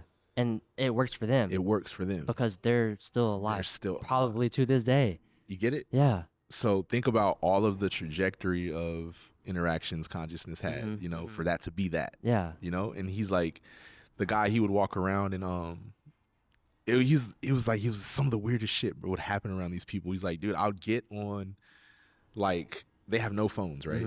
He's like, dude, I'd get right on a path to where I'm walking up to their village. There was always someone there. That's crazy. He's like, I'm walking there. They're just there. Yeah, what's up? he's like, how the fuck did What's up? you know? I knew you were gonna be here. You know It's all what I'm right. saying? We slept with each other, so it's okay. You know what I'm saying? He's like, yo, how do they know? And he's like, every time I would try to ask them, they would just laugh. I think it goes back to You like, know? the whole like energy thing too, like just sensing one's energy, right? Like you just kind of like if you can read the flow of energy and where it's gonna be at and where you need to be in that flow. Yeah.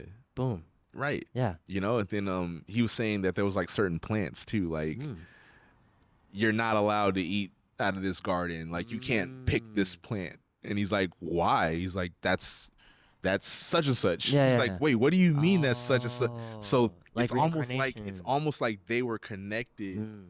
to nature for real. Right, right, Like right, they right. had a bond with certain plant Yeah, life, yeah, like as individuals. right. Like that's my tree. Mm-hmm. I interact with this tree. I feel You like know what I people mean? who interact with nature and like are surrounding themselves in nature and have that connection with nature are way better off than people who are disconnected from it Yeah. because they know how to move around in the world.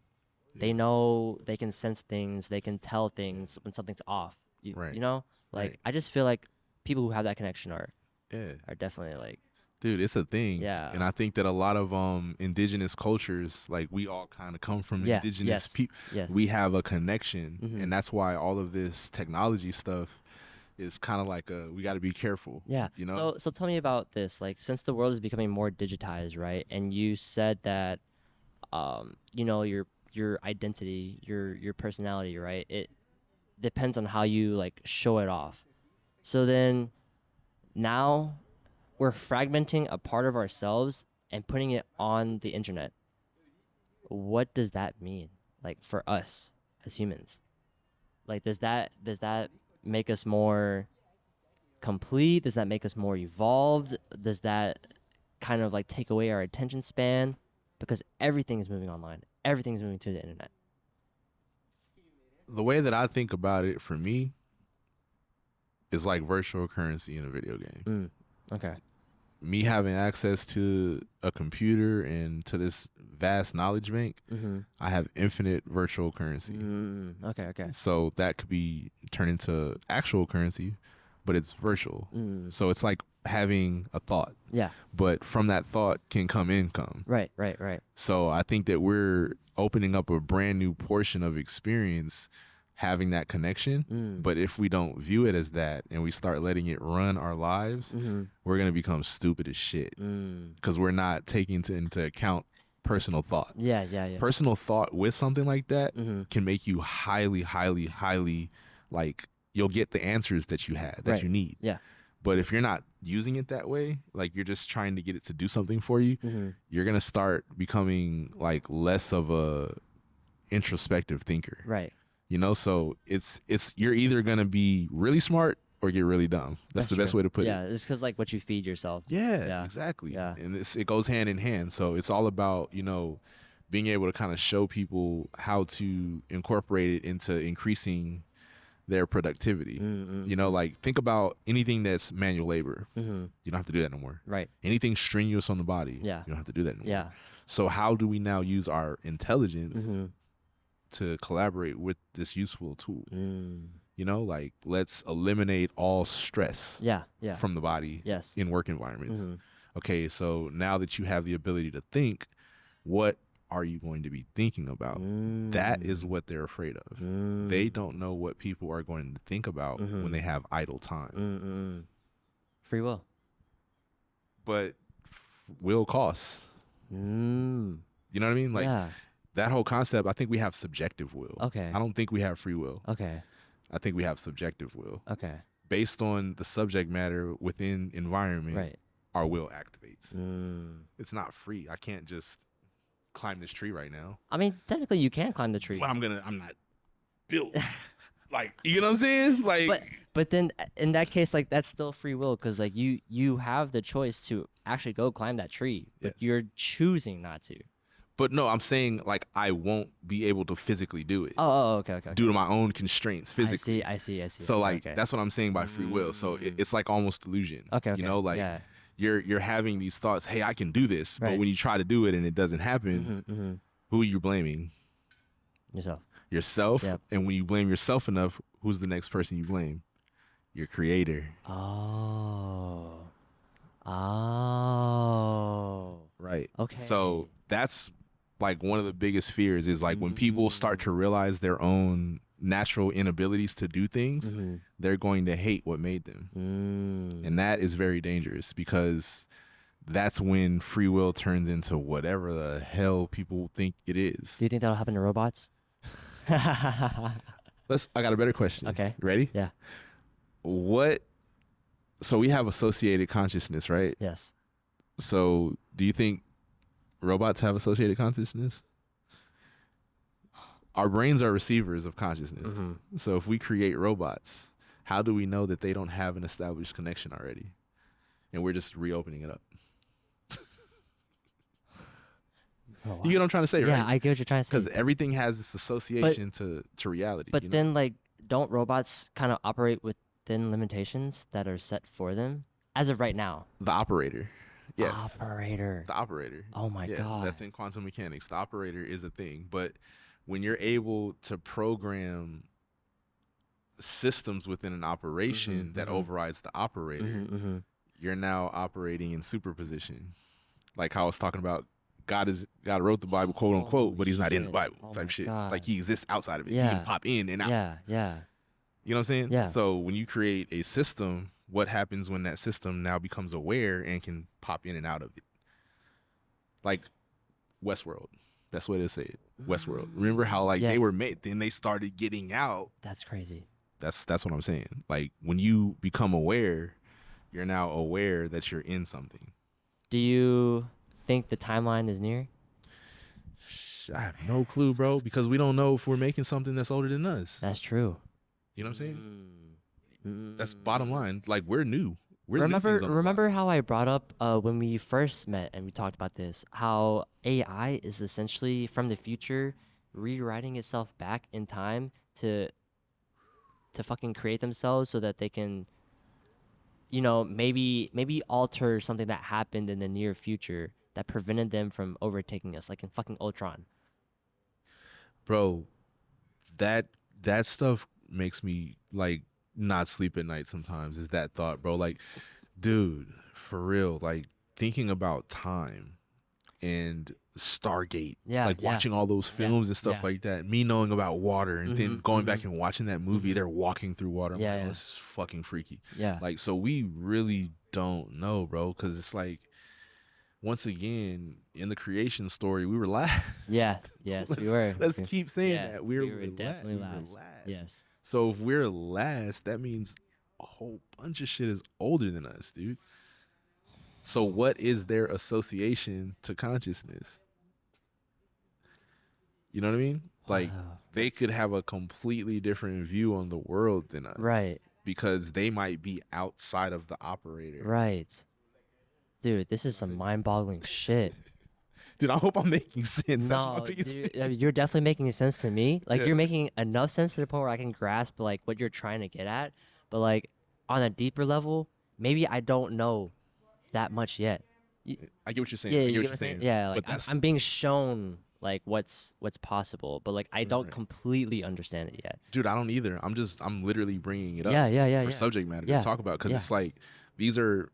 At the end of the day, these are questions that I have. Yes. Like this is me being attempting to be incorrect. I'm glad you're giving me these questions, to be honest with you. It's making me think. Yeah, I really do appreciate it. For sure, dude. For sure. Because it's something that, once again, I need to get more accustomed to doing myself. Yeah. You know, like speaking your mind. Yeah, bro. Like to actually articulate it, you know, and hear it out loud. Yes. Because thoughts are very different than Do you words. ever think that you're crazy sometimes? Dude, I had that thought for like 10 years, bro. I swear to you, that's why I studied so much. Then I realized, I'm like, oh no, I'm not. Yeah. I'm noticing the crazy elsewhere. And I'm having to conform and change who I am. Yes. That's what's making me seem crazy. Yes. Because I'm having to adjust and conform I think the only people to crazy. I think the only people that are crazy are like the people that don't recognize what's happening around them. Yeah. Because they're choosing to be fake. Yes. That's what it is. NPC energy. Yes, that's what it is. Yes. When you're gonna feel crazy when you're being fake. Yes. And this world is catered towards the fake. Think about it. We watch fake TV. We watch fake everything. Everything's fake. Everything is fake. So if you're not fake, you're crazy. The only thing that's real is outside. You get what I'm saying? Yes. Grass, and even then, nature. Shit, is it real? Is it real? Is it real? Is this bench that I'm sitting on? Is this real? Right. Yeah. Because everything's moving, everything's particles, everything's materials, but it's all like how it expresses itself. Right. You know, like if a tree falls and nobody's there to hear it, does it fall? You know what I mean? Yeah, like all those different quotes. Yeah. Like you really have to experience something to make it real. So I think it varies from person to person. Experiences makes life real. There it is. Yes. Holy shit. 100%. And it's cultivated through the concept of relativity. So whatever you experience and I'm around you, Right. I am now prone to experience something similar. Holy shit. You know what I'm saying? Yeah. It's all like that. Like however you want to view it. That's why certain people are accustomed to certain things because it's relativity. Right. If you have like I have relatives, I flipped that whole Einstein's theory of relatives to like actually having family. Right. Like, yeah. Relative. Like Yes. things are relative, meaning that you're gonna experience What they relative things to your family. Yes. You feel me? Because Yeah. that's like the concept of relativity. Right. Right. You have relatives, so your experiences are now relative to their experience because they're a part of you. Yeah. Yeah. So all of that has a trajectory, constant inconsistency. You know what I mean? So that's all I've been thinking about most of my life is like that. Like what? Do you think that cultural hybridization kind of leans towards making people more lonely? You know, since they don't have kind of like that constant culture to be in and be surrounded by. Yes, if you don't have it. So the whole purpose is identifying what you do have and connecting to that. Okay. And you're able to do that through that same process of hybridization because now you know it feels good. So if you're around a bunch of bad stuff, yeah, it's lonely as fuck. But the whole purpose is now you know and identify what is the right thing to stick to. Right. So now your life's mission is to go find that. That's that hero's journey thing, you know?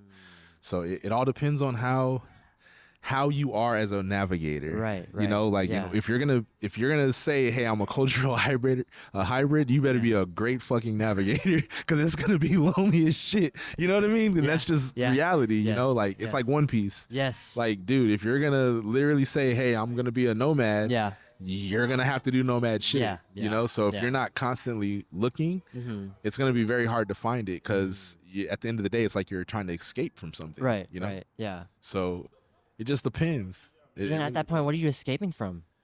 You know? Conformity. Okay. By being a hybrid, you recognize the connectivities in different areas. Right. So that makes you like fleeting. Right. Being static. Yeah. You know, because you're like, this doesn't fit.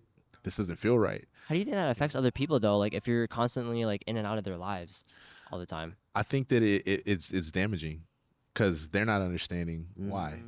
You know, they're not understanding why. And I think that, you know, through communication and through actions and through justifications, there's a difference between a justification and an excuse, though. Yeah. A lot of people use excuses as justification. Yes.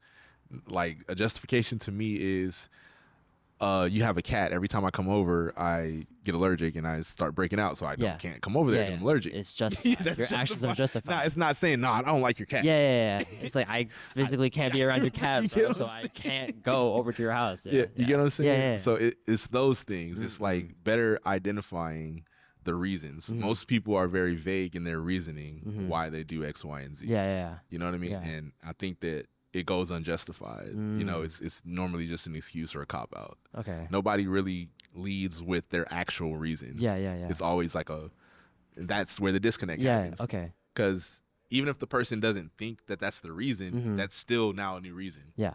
You know what I'm saying? Yeah. So it's just justification, dude. I think that like me, I have a big ass family, but at the end of the day, I'm a loner. You know, like I'm the only child, and at the end of the day, I'm cultural hybrid, so I'm everywhere. Yeah. Constantly. Yeah. So I think the best way to describe it is bring them with you, and that's my whole vibe. Like just come, just pull up. Yeah. You know, if you can't get a hold of me, come be in the day with me. Yeah. You know, and that's how my solution is for that. It's like, okay, if I can't be everywhere, it might be like if you really want to hang out with me, bro, just come pull up. You know, like you'll be able to see why I can't or can. Yes. You know, Yes. So that's really what it boils down to is being able to give people a bird's eye view of your day to day. Right. And I think that, you know, this is a good start for me, you know, doing that because I don't think people get to experience that too much. You know, it's always based on environment situations, you know? Yeah. Like it's not free flowing as much as I would like it to Right. be. Yeah. You know, so Yeah. I don't know. Do you think that your life is preordained? You know, do you think that you're put on this earth to go through this journey and experience everything that you've experienced so far? I hope so, Hmm. because it would justify a lot. That's my best. That's my best answer to that. Look, I hope so at this point, because it would justify a ton of shit. Yeah, But yeah, yeah. if not, Mm. shit, I'm still looking. Yeah, okay. You know, because it's. I think a lot of it has to do with interests. Mm. Once I figured out who I was related to and what I Mhm. come from, Mhm. I had similar interests. So from those similar interests, it felt like a calling, you know, Mm. because why am I able to pick this up quicker than normal? Yeah, yeah, yeah, So am I yeah. meant for this? Yeah, That's yeah, how I lean. yeah. Okay, okay. So anything that is not for me is normally hard as fuck, like Mm. excruciating. Mm. Things that are for me just kind of like happen. It just comes to you. Yeah, it just Yeah. happens. Yeah. So like I don't really force anything at this Right, point. right. And when I notice something is forcing its way towards me, Mhm. I step out the way, Mm. because it's like a principle that I live by is when you want something, your natural inclination is to pull it close. Right. When you don't, your natural inclination is to push it away. Yes, yes. But both gets heavy on its own weight and Yes. swings back to its Yes. original position. So I live by that. So if I want something, yeah, I want it, but I'm not gonna fucking move the world Yeah, to yeah. try to get it, Right, you know, because it's gonna go back to its original Exactly. state. If it comes to me, it'll come to me. Right, Yes, right. yes. Yeah, and that's reality to me, because at the end of the day, I want to work with what is guiding me, Yes. not against it. Mm-hmm. You know, and I think that by being forceful, you're working against it. And normally you're punished for that because you have the awareness to know the difference. Right. You know? Yeah. So the ignorant gets away with it. Mm. The people that know will have to literally battle the devil, you know, because you're aware. Yeah, yeah. You know? So I think that everything has its balancing act in reality. That's like quantum mechanics 101. You know, Right, everything right. has a model that can be computed, but it is forever changing. Forever changing. And if it's not, it's fake. Mm-hmm. You know, since some people are okay with being in a fake thing. Yeah. Because at the end of the day, they're the operator. Yes.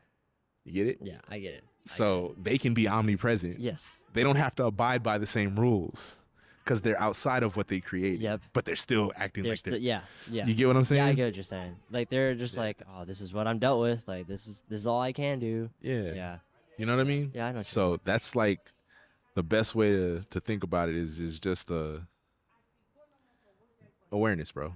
That's all it boils down to. You know, how can we as cultural hybrids Yeah. increase the awareness of The like-minded people, you know, and start cultivating environments that we actually enjoy being in, you know? Yeah. So for the non-cultural hybrids, right? That's going to be a difficult process to kind of get them acclimated to what we're so used to, right? 100%. So how do you even get those people who don't really know what we're going through and what we're experiencing in a way that's easily digestible for them to understand and kind of hop on board? Conversations like this, they have to see it. Mm. It's very hard to digest something that you can't process. Mm-mm. And I think that the best way to get people to process things is to show them and teach them. Mm-mm. You know, because if you teach somebody something that you give no example of, they have no point of reference of how you're able to carry it. Right, right. Like the way that I think about it is there was an anime called The Boy and the Beast. The Boy and the Beast, yes. Okay. I've watched The Boy and the Beast. All right, yes. remember when the kid's trainer was like, grab the sword Yep. and swing it like this. He's like swinging like this. He's like, what the fuck are you? He's like, what did you just do? Like the whole air moved up in the air. Like you just told me to swing the sword down, and this whole theatric stuff just happened, and I just did it, and nothing happened.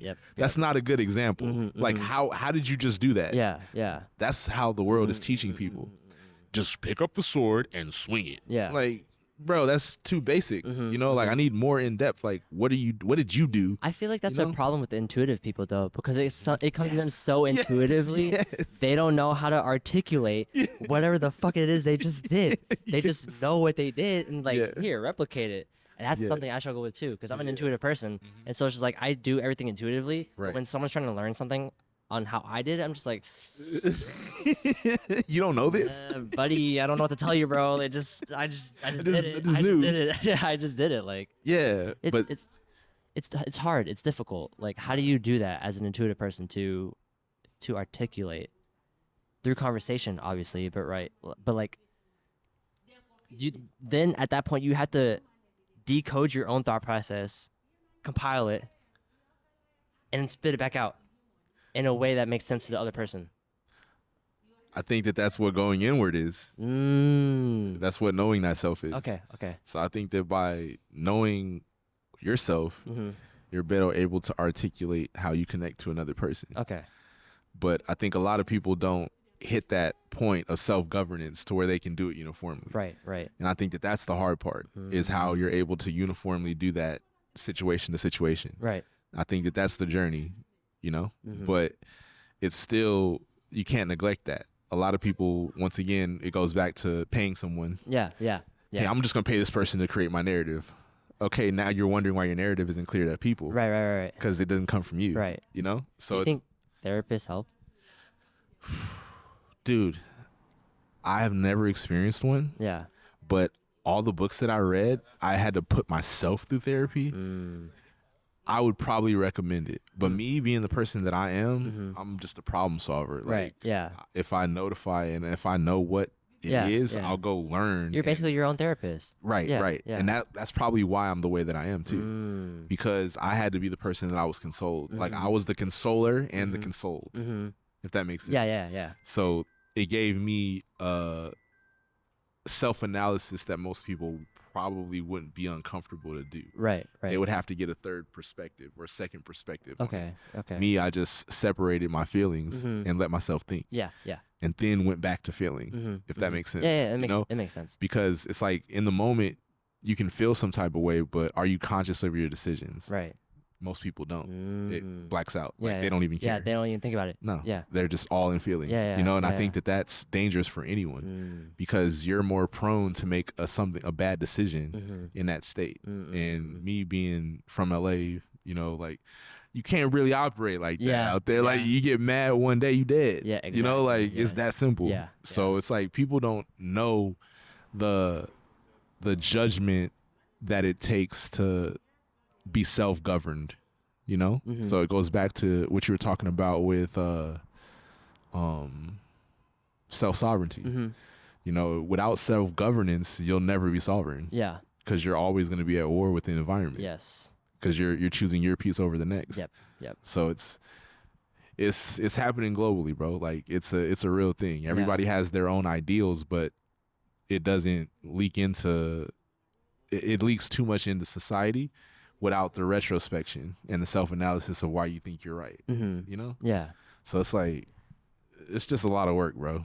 Like and I'm not saying it's impossible, but it's definitely difficult. It's not easy, bro, because a lot of people have to basically start over. That's the best way to put it. You know, it's like playing a new video game. Right. And most people are so grinded out in their games, they don't want to lose that character, bro. Like they will fight for that character. Like, nah, dude, I'm a 99 overall. Bro, it's 2025. Yeah. Change the, you gotta play a new game, bro. I'm not right. I'm not playing the old version of 2K with you, bro. Like, I'm not backdating.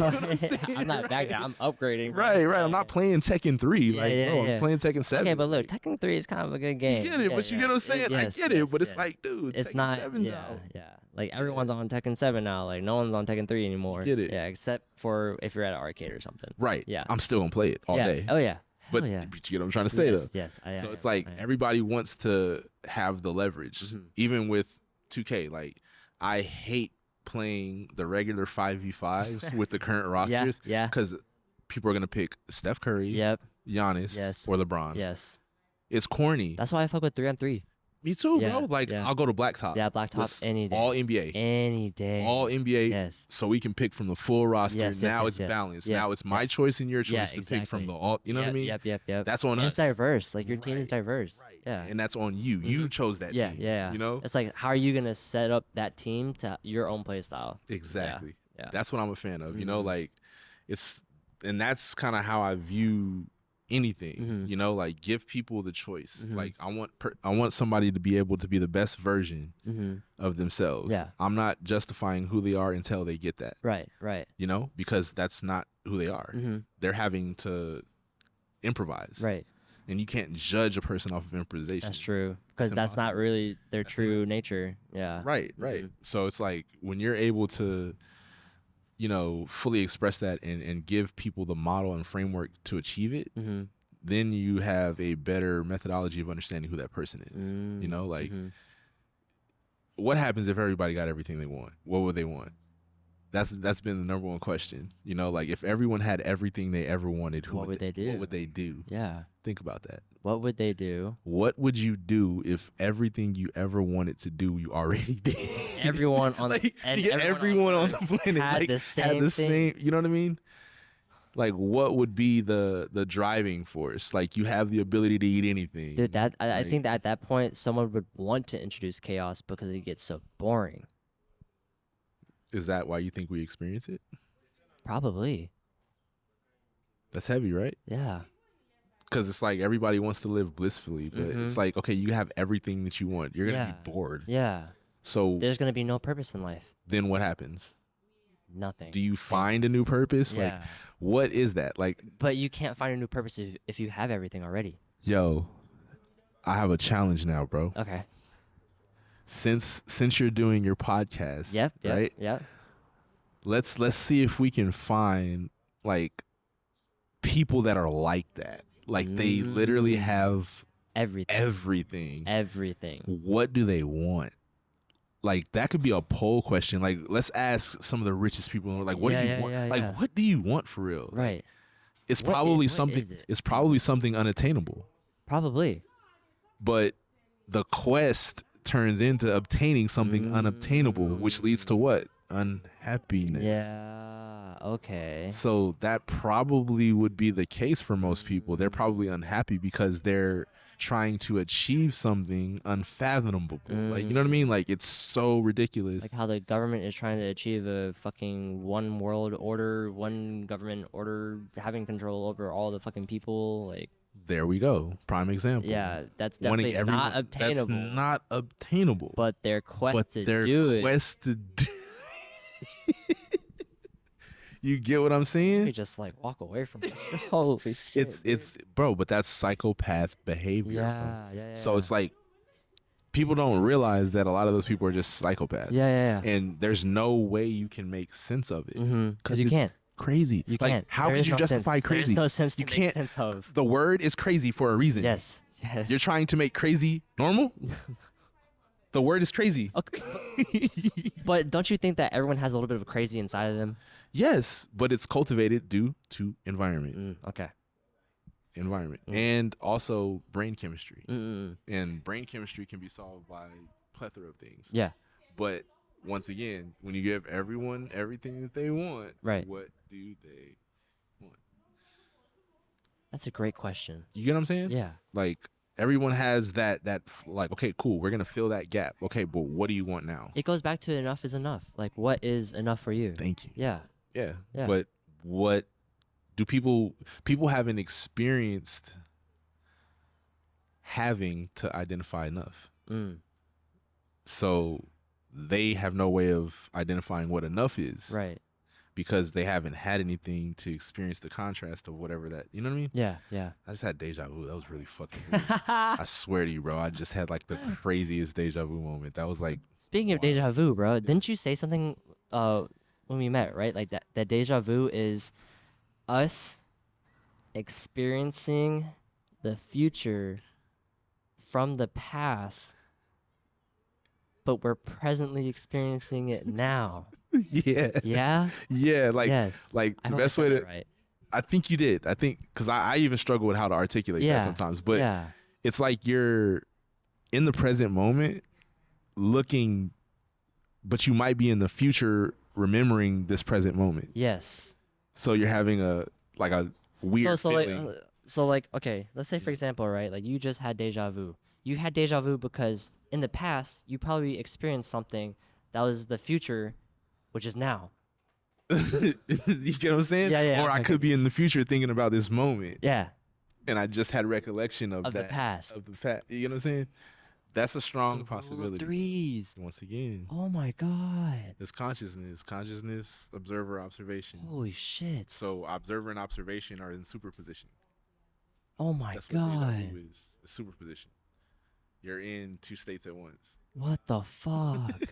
Dude, I'm mind blown right now. Every time I'm having conversations with you, you're always fucking blowing my mind, dude. I Thanks, can't. bro. No, it's wonderful. I love it. I love these conversations. Yeah. I appreciate it, Yeah. bro. Because it blows my mind too, bro. Like, because think about it, it's coming out of my mouth, and I'm just like, what the fuck? What am I tapped into? Like, bro, what the fuck are you, like, bro? You need to be careful, dude. Like, I think. Like, I'm trying, bro. I'm trying my best. Yeah, no, I feel that. I feel that. It's heavy, man, but I think a lot of it is explainable, you know. But you gotta be able to understand why you're able to articulate it, you know? Right. So, you know, from hearing all of your experiences so far and like how you are as a person, right? Like I can see now why you wanted to invent something. So what was the thought process behind, without giving away too much, why you wanted to create something for humanity? Why did you want to take on that role as an inventor? I think because I don't have ulterior motives behind why I want it. You know, like I generally just want people to have what they need because I feel like that experience of experiencing them is going to be better. So that's really why I invent stuff, is to give people what they need so they can experience themselves fully. Right. That's it, you know? That's the best way to put it. Like, I just want it. With no reward for yourself. No, I don't care because, like, the reward is experiencing that person fully. Yeah, right. You know? That's the reward, you know? Because it's like playing on a basketball team. If I knew that you got to lose like 20 or 30 pounds and I taught you how to shoot this ball, we're going to win a championship, I'm going to fucking do that. Yeah. That's all it is, because I know the reward is from leveling that person up. So that's all it really is, bro. I'm just taking the concept of maximizing someone's potential to experience the fullness of themselves. That's all I want for everyone. Right. But there's still parameters and limitations. Like, you can't give a crazy person all the answers because they're still gonna be crazy. Now they got the answers. They're gonna do something with those answers. You get what I'm saying? It's still like, I get why a lot of information was secretive because there were a lot of crazy people. Yeah. I get it. Yes. But you can't alienate the world from experiencing something by thinking everyone is bad or thinking everyone is crazy. That exists. And normally it's identifiable, but the people doing the identifying are suffering from the same thing that they're looking for. You know? Yeah. Like, think about the world in general. Like, they have all of these different names for everything. His, her, she, blah, blah, blah, blah. Yeah. Bro, you get what I'm saying? It's ridiculous. Yeah, like, you're trying to justify something that already has been established as something else. Yes. You know? Yes. And just to make you feel comfortable. Yes. I get it. But at the same time, it's like, you got to be careful. Yes. Because you make something normal that's abnormal, it becomes the new normal. Oh. People stop caring, you know? Right. Like, this is a shoe. No, it's a sock. Now everyone's It's a sock. like, Now everybody's like, no, it's a sock it's now. not a shoe. What the fuck is a shoe? What the fuck is a shoe? Yeah. I wear socks. Yeah. So now it becomes the new normal. And the way the new normal works with consciousness and collective consciousness, it's like downloads. So, like, the book The 100th Monkey by Ken Keyes, it talks about like how they develop propaganda and all that stuff, right? So they did a case study. You seen the movie Jungle Book? I have. Okay, Yes. remember all the apes and the monkeys that were in that little area with all the Yep. fruit and everything? Yep. Bro, that was a real place. Really? And it was a tourist attraction. What? So what they did was they were feeding all these different species of apes like fruit, vegetables, and they started giving them yams, right? So you know with yams you have to actually peel off the skin to eat it, right? So they would never eat the yam because they didn't know that you had to peel the skin off, right? So some of the younger, like for all of a sudden, like some of the younger monkeys started washing the yam and like and peeling it and eating it over time. So now they're like, why are the yams gone all of a sudden? Then they started seeing them peel off. They're like, oh, they figured it out. Yeah. So they did the same experiment with the same species of monkey on a different island. They were instinctively eating the yam the right way. So they figured out that it's a collective thing. Like once it's intuitive with a collective group, it transfers to the rest of the. That's crazy. Why you think little kids know how to work phones, bro? Yeah, we all know how to work that's very phones. true. That's how this shit works. Super true. Because I have a baby brother, and instinctively he knows how to fucking use a That's phone. how this shit Dude, works. That's crazy. That's honestly crazy. That's how this shit works, bro. Yeah. Like, so they're trying to create the new normal to where it manifests into normal. Yes. Yeah, bro. What good is the truth of the lie works? That's true. That is true. And so, like, what happens, right? Like, if someone uses your invention, bro, that's what I'm scared of, bro. That's the like, and it's not even for a the scare, wrong intentions, bro. That is what I'm trying to prevent. That's why I don't like but talking. can you prevent that though? You really can't. I think You can put like all these parameters and like all these limitations in place to prevent that from happening, but like us as human beings, we're gonna find some way to break shit no matter what. no matter what. Yeah. I think the best way I think of is to hire the hackers. Don't hire the creators. The white hat hackers. Hire the people that break things to create stuff. So that's how I've been operating. But then that gives too much power to the people that no? No, because they are now creators. You get what I mean by that, right? So it's like you just change the whole dichotomy. Yeah. Like this person's been breaking shit so long. Now you have them building stuff. Yeah. Now they're not Now gonna they're break creating- stuff. Yeah, that's crazy. No, that's really how it works, bro. Like you have to think in that terms. Like anybody that is naturally corrupt or naturally tries to find the easy way to do something, put them in the environment to do something hard. They're gonna appreciate it more. You know what I'm saying? Right, because it's so different from their normal world that they've been in for so long. Yeah. So now it's a new habit.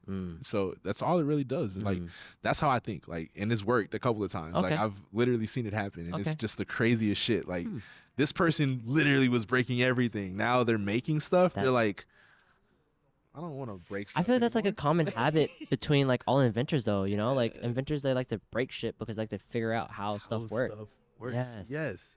So it's just that's really how I think about it. You know, like if you affect the consciousness of people that are naturally destructive and teach them the creation process, they normally don't care about destroying shit anymore. Right. The only reason why they were destroying stuff was to figure out how it works. Now they know. Yeah. Now they know, and now they know on what things could use improvement. Exactly. So it's just diversion of attention.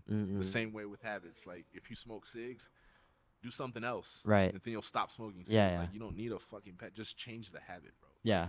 Whatever that twitch is, like change it. Dude, I was smoking cigs, start smoking vapes. Stop smoking vapes, stop smoking cigs for a little bit. Like it was that simple. Yeah. Moved to another I was in another city for a little bit. Yeah. Oh, I was in another city for a little bit. Uh-huh. Didn't have my coping mechanisms, went back to smoking cigs. It's routines. So it's like you have to be on top of. It's like perfecting the routine. Yeah, bro. And all routines can be replaced with other routines. So it's just systems. It's all this shit boils down to, bro. So like that's what school was trying to teach us. Is systems. But they did it in weren't a very terrible way. Bro, they taught us how to be dyslexic. Yeah. Like, bro, all the stuff that we're I feel doing. even more retarded. Yeah, bro, because we're not using our brains. We're like repeating shit. We're like a parrot. Yes. It's like I'm not even thinking about. I'm just regurgitating information that was just crammed in my fucking head. Blah, blah, blah, blah. Yeah, dude, and it's not intuitive at all. Yeah. You didn't come to none of those conclusions yourself. You read it, so it's like you can repeat it all day, but you don't know how it works. Yeah. Like, we use these phones every day. Yep. Bro, this is like magic, bro. Yes. You're telling me I can pick up and call somebody right now? That's crazy. I literally get all of my information from my phone. You get, but it's literally in the palm of my fucking hands. Bro. Yeah. But we don't know how the fuck this shit, like, No. how, like, you can find somebody right now and ask them, look, how does this work, bro? Like, how am I able to have words on my screen? How am I able to touch this screen? Yeah. And type stuff? And how is it connected to some magic box in the sky? Like, people don't know how that works. Yeah. So even with me creating technology, I think about that. You know, like the invention of paper was used for what? To write on the paper. Right. Somebody turned it into a paper airplane, bro. Yeah. They just one day you're like, yo, what if I just like What if I turn- yeah. Like, yeah, I was writing on this, but way. Like origami. once again, it was meant to just write on that shit. So that's with anything in technology. Like, you intend for something to be one way, but somebody can flip it and reverse it, and it's something brand new. And that's just the consciousness of creation. And do you have like that constant idea or like that constant thought of just, you know, kind of seeing how people will use your invention and then, you know, kind of tinkering in ways that like would help and benefit? 100%, dude. I always go through the backward and forward origami method. You know, like what is the cool, the positive origami, and what is the negative origami? You know, and I usually operate in extremes. So I have friend groups that I counsel for that. You know, like all my pessimistic friends, I go bring the idea to them. Like, what do you got? Yo, bro, you just blah, blah, blah, blah. You just figured this out. I'm like, yo, bro, I didn't even think about that. Fuck. You just scared the shit out of me. Like the example I think I told you about one of my Middle Eastern friends. Yes, I remember. Yes. Bro. Yeah, I remember that I told him I'm into like plant chemistry and all that stuff, and you know how I can potentially make metals with plants. He's like, dude, maybe that's why the Middle East doesn't have any fucking plants. And that just blew my fucking... Dude, when you told me that, I was just like, holy shit, bro. My brain has unlocked a new level of just fuckery. Right. Yeah. So it's like we think that certain things happen for a reason. Yes. Like desertification was like a military thing. Yes. And we just kind of like came to that conclusion randomly, you know? Yeah. So it's like we don't know what we don't know, you know? Right. But that doesn't mean that we can't find that out intuitively just by being curious about other shit. Once again, origami effect. Yes. You know? Yeah. Like, desert is just a desert until you start realizing, oh shit, you can... It could be a lot more than just a desert. And what caused that desert? You get what I'm saying? Yeah. So, like, all of those different aspects, man, it really makes you think about leadership. You know, I think that the way that I think about it is you train the trainers to become leaders. You know? Like, personal trainers, right? You never go and think a personal trainer can be a leader. It's just a trainer. Yeah, that's true. But if they're able to teach people, then they're a fucking leader. Yeah, they're a leader. You know? So, I have a perfect example of that too, because I think episode 2 of my podcast, I interviewed some personal trainers, and he talked about that, like leading people on how to live their life, like develop good habits and stuff like that. Right. He's basically leading them to change their life for the better. Yeah. And that's instead of just training. Just training them, right? Yeah. So that's the whole thing. It's like you train the trainers, like people that have the ability to teach people, you train those people, and then they now can affect the masses. Yeah. You know, because that's them. Yeah. They're not outside of who they are. Right. You know, like they're doing it for the kindness of their own heart. Right. Yeah. They generally want to see you do better. For yes. yourself. So now they have the tools, like fucking Fortnite. You have the full weapon set. You got all legendary items. Yep. That trainer is gonna be a fucking amazing. Yes. So that's how I think about it. You train the trainers. You reinforce those people, and then let those be the like the evangelical, you know, whatever that word. Evangelist. Yeah. You feel me? Yeah. Like let those be the people because they have the ability to teach. Right. You know, so I think that could be a good method, even for what I'm developing as an inventor. You know, like train the trainers. You know, if you know, I train a person prone to breaking things on how to make stuff. Yeah. I'm pretty sure they're gonna be a great inventor. That's true. That's very true. Because they're thinking about, like, even with software developers, like I was laughing. My friend's like, "Yo, we need to hire software developers." I'm like, no, we don't. We need to hire fucking hackers, bro. Like, you know what I mean? They know how to fucking break shit and make shit and make shit. But let's teach them. If they don't know how to make it, we'll now reinforce them with that ability, so they're gonna be that much more, better at what they're doing. Yes. Like, I don't want to get a software developer because I'm gonna go to my friend, he's gonna take that shit apart, and I'm like, why did we do that? Yeah. Like why did I spend money on something he just took apart in 2 minutes? You know what I mean? Like, you get what I'm saying? Like, it's so counterintuitive, bro. Like, so counterintuitive, dude. But that's entrepreneurship. Like, when you have a great idea, but do you know how to bring it to fruition? Yeah. And when you talk to those people that are in those positions to do that, they'll tell you, they're like, nah, I wouldn't have done it that way. I'm like, why not? Because look, oh, what the fuck? You know what I'm saying? You're just like, wait, how did you do that? You feel me? Like, so that's really like my methodology is like anything invention wise that you think can go wrong, go find the wrongdoer. Yeah. And then ask them, like, what would you do in this situation? And you know what I mean? Like, normally people like that are trying to get an answer. You know what I mean? Yeah. So give them the tools to find that. They're gonna probably change. That's real deep. You know what I mean? Yeah. Because I don't know. I could be wrong, could be right. Yeah. Just thinking about that concept, if people experience that, like, they're just breaking shit to look for an answer.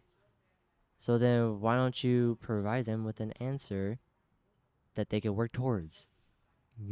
Pretty sure they'll start making amazing shit after that. Yeah. And that's how I think about it. Like, even some of, like, the people we vilify in history, like, imagine if they had a intervention that led them to think differently about certain situations. Right. Like, nobody ever, they just deemed it to be that way. Like, but then again, there is crazy. Yeah. There is psychopaths. There is crazy. Like, there is psychopaths. you can't teach a psychopath that breaks stuff how to fix stuff, because they think that what they're doing is right. Yeah. Like, it's a brain chemistry thing. So, like, certain things there's no avoiding, but those outliers, like, the best way to describe it is Star Wars. Okay. Like, if Anakin didn't have that moment, he wouldn't have been Vader. You're right. You get what I'm saying? Yeah. So it's those moments, bro. Like, you have people that have the ability to be both. But if you catch them early enough, they won't go that route. And I think that goes with pretty much anything in life, is catching people early enough to where those psychopathic behaviors don't become the dominant personality. Right. Because then it becomes a record player. Yeah. They're in a groove. Yeah. Like Joker. You get what I'm saying? Yeah. So, yeah, man. I think Yeah. I think that pretty much covers it. It's a great 2-hour long session, bro. Like, it didn't even feel like 2 hours. I'm gonna be honest with you. It felt like fucking at least an hour, something like that. For sure, bro. Yeah, but that was a lot of information. Kenny, I appreciate you, man. Thank you for coming on the podcast. Hey, man, for sure, bro. Is there anything else you would like to say to our listeners today? Bear with me. Bear with me. This is one of my first times speaking publicly for extended long periods of time. So, yeah, man. Just stick with the kid. My name's Kenny Mitchell. Kenny. Yeah, man. I appreciate you, bro. For sure. Ken, you're listening to the Probing Aliens podcast. Until next time, peace. Greetings, Earthlings. If you did enjoy this episode, please do give us a like on whatever platform you were watching this / listening to this on, whether it be YouTube, Apple Podcasts, Spotify, Google Podcasts, Amazon Music, Twitter, SoundCloud, Pocket Cast. We're also on socials like Instagram, TikTok, again, YouTube. So, Twitter. Don't forget Twitter. Yeah. So, go give us a follow. Check us out.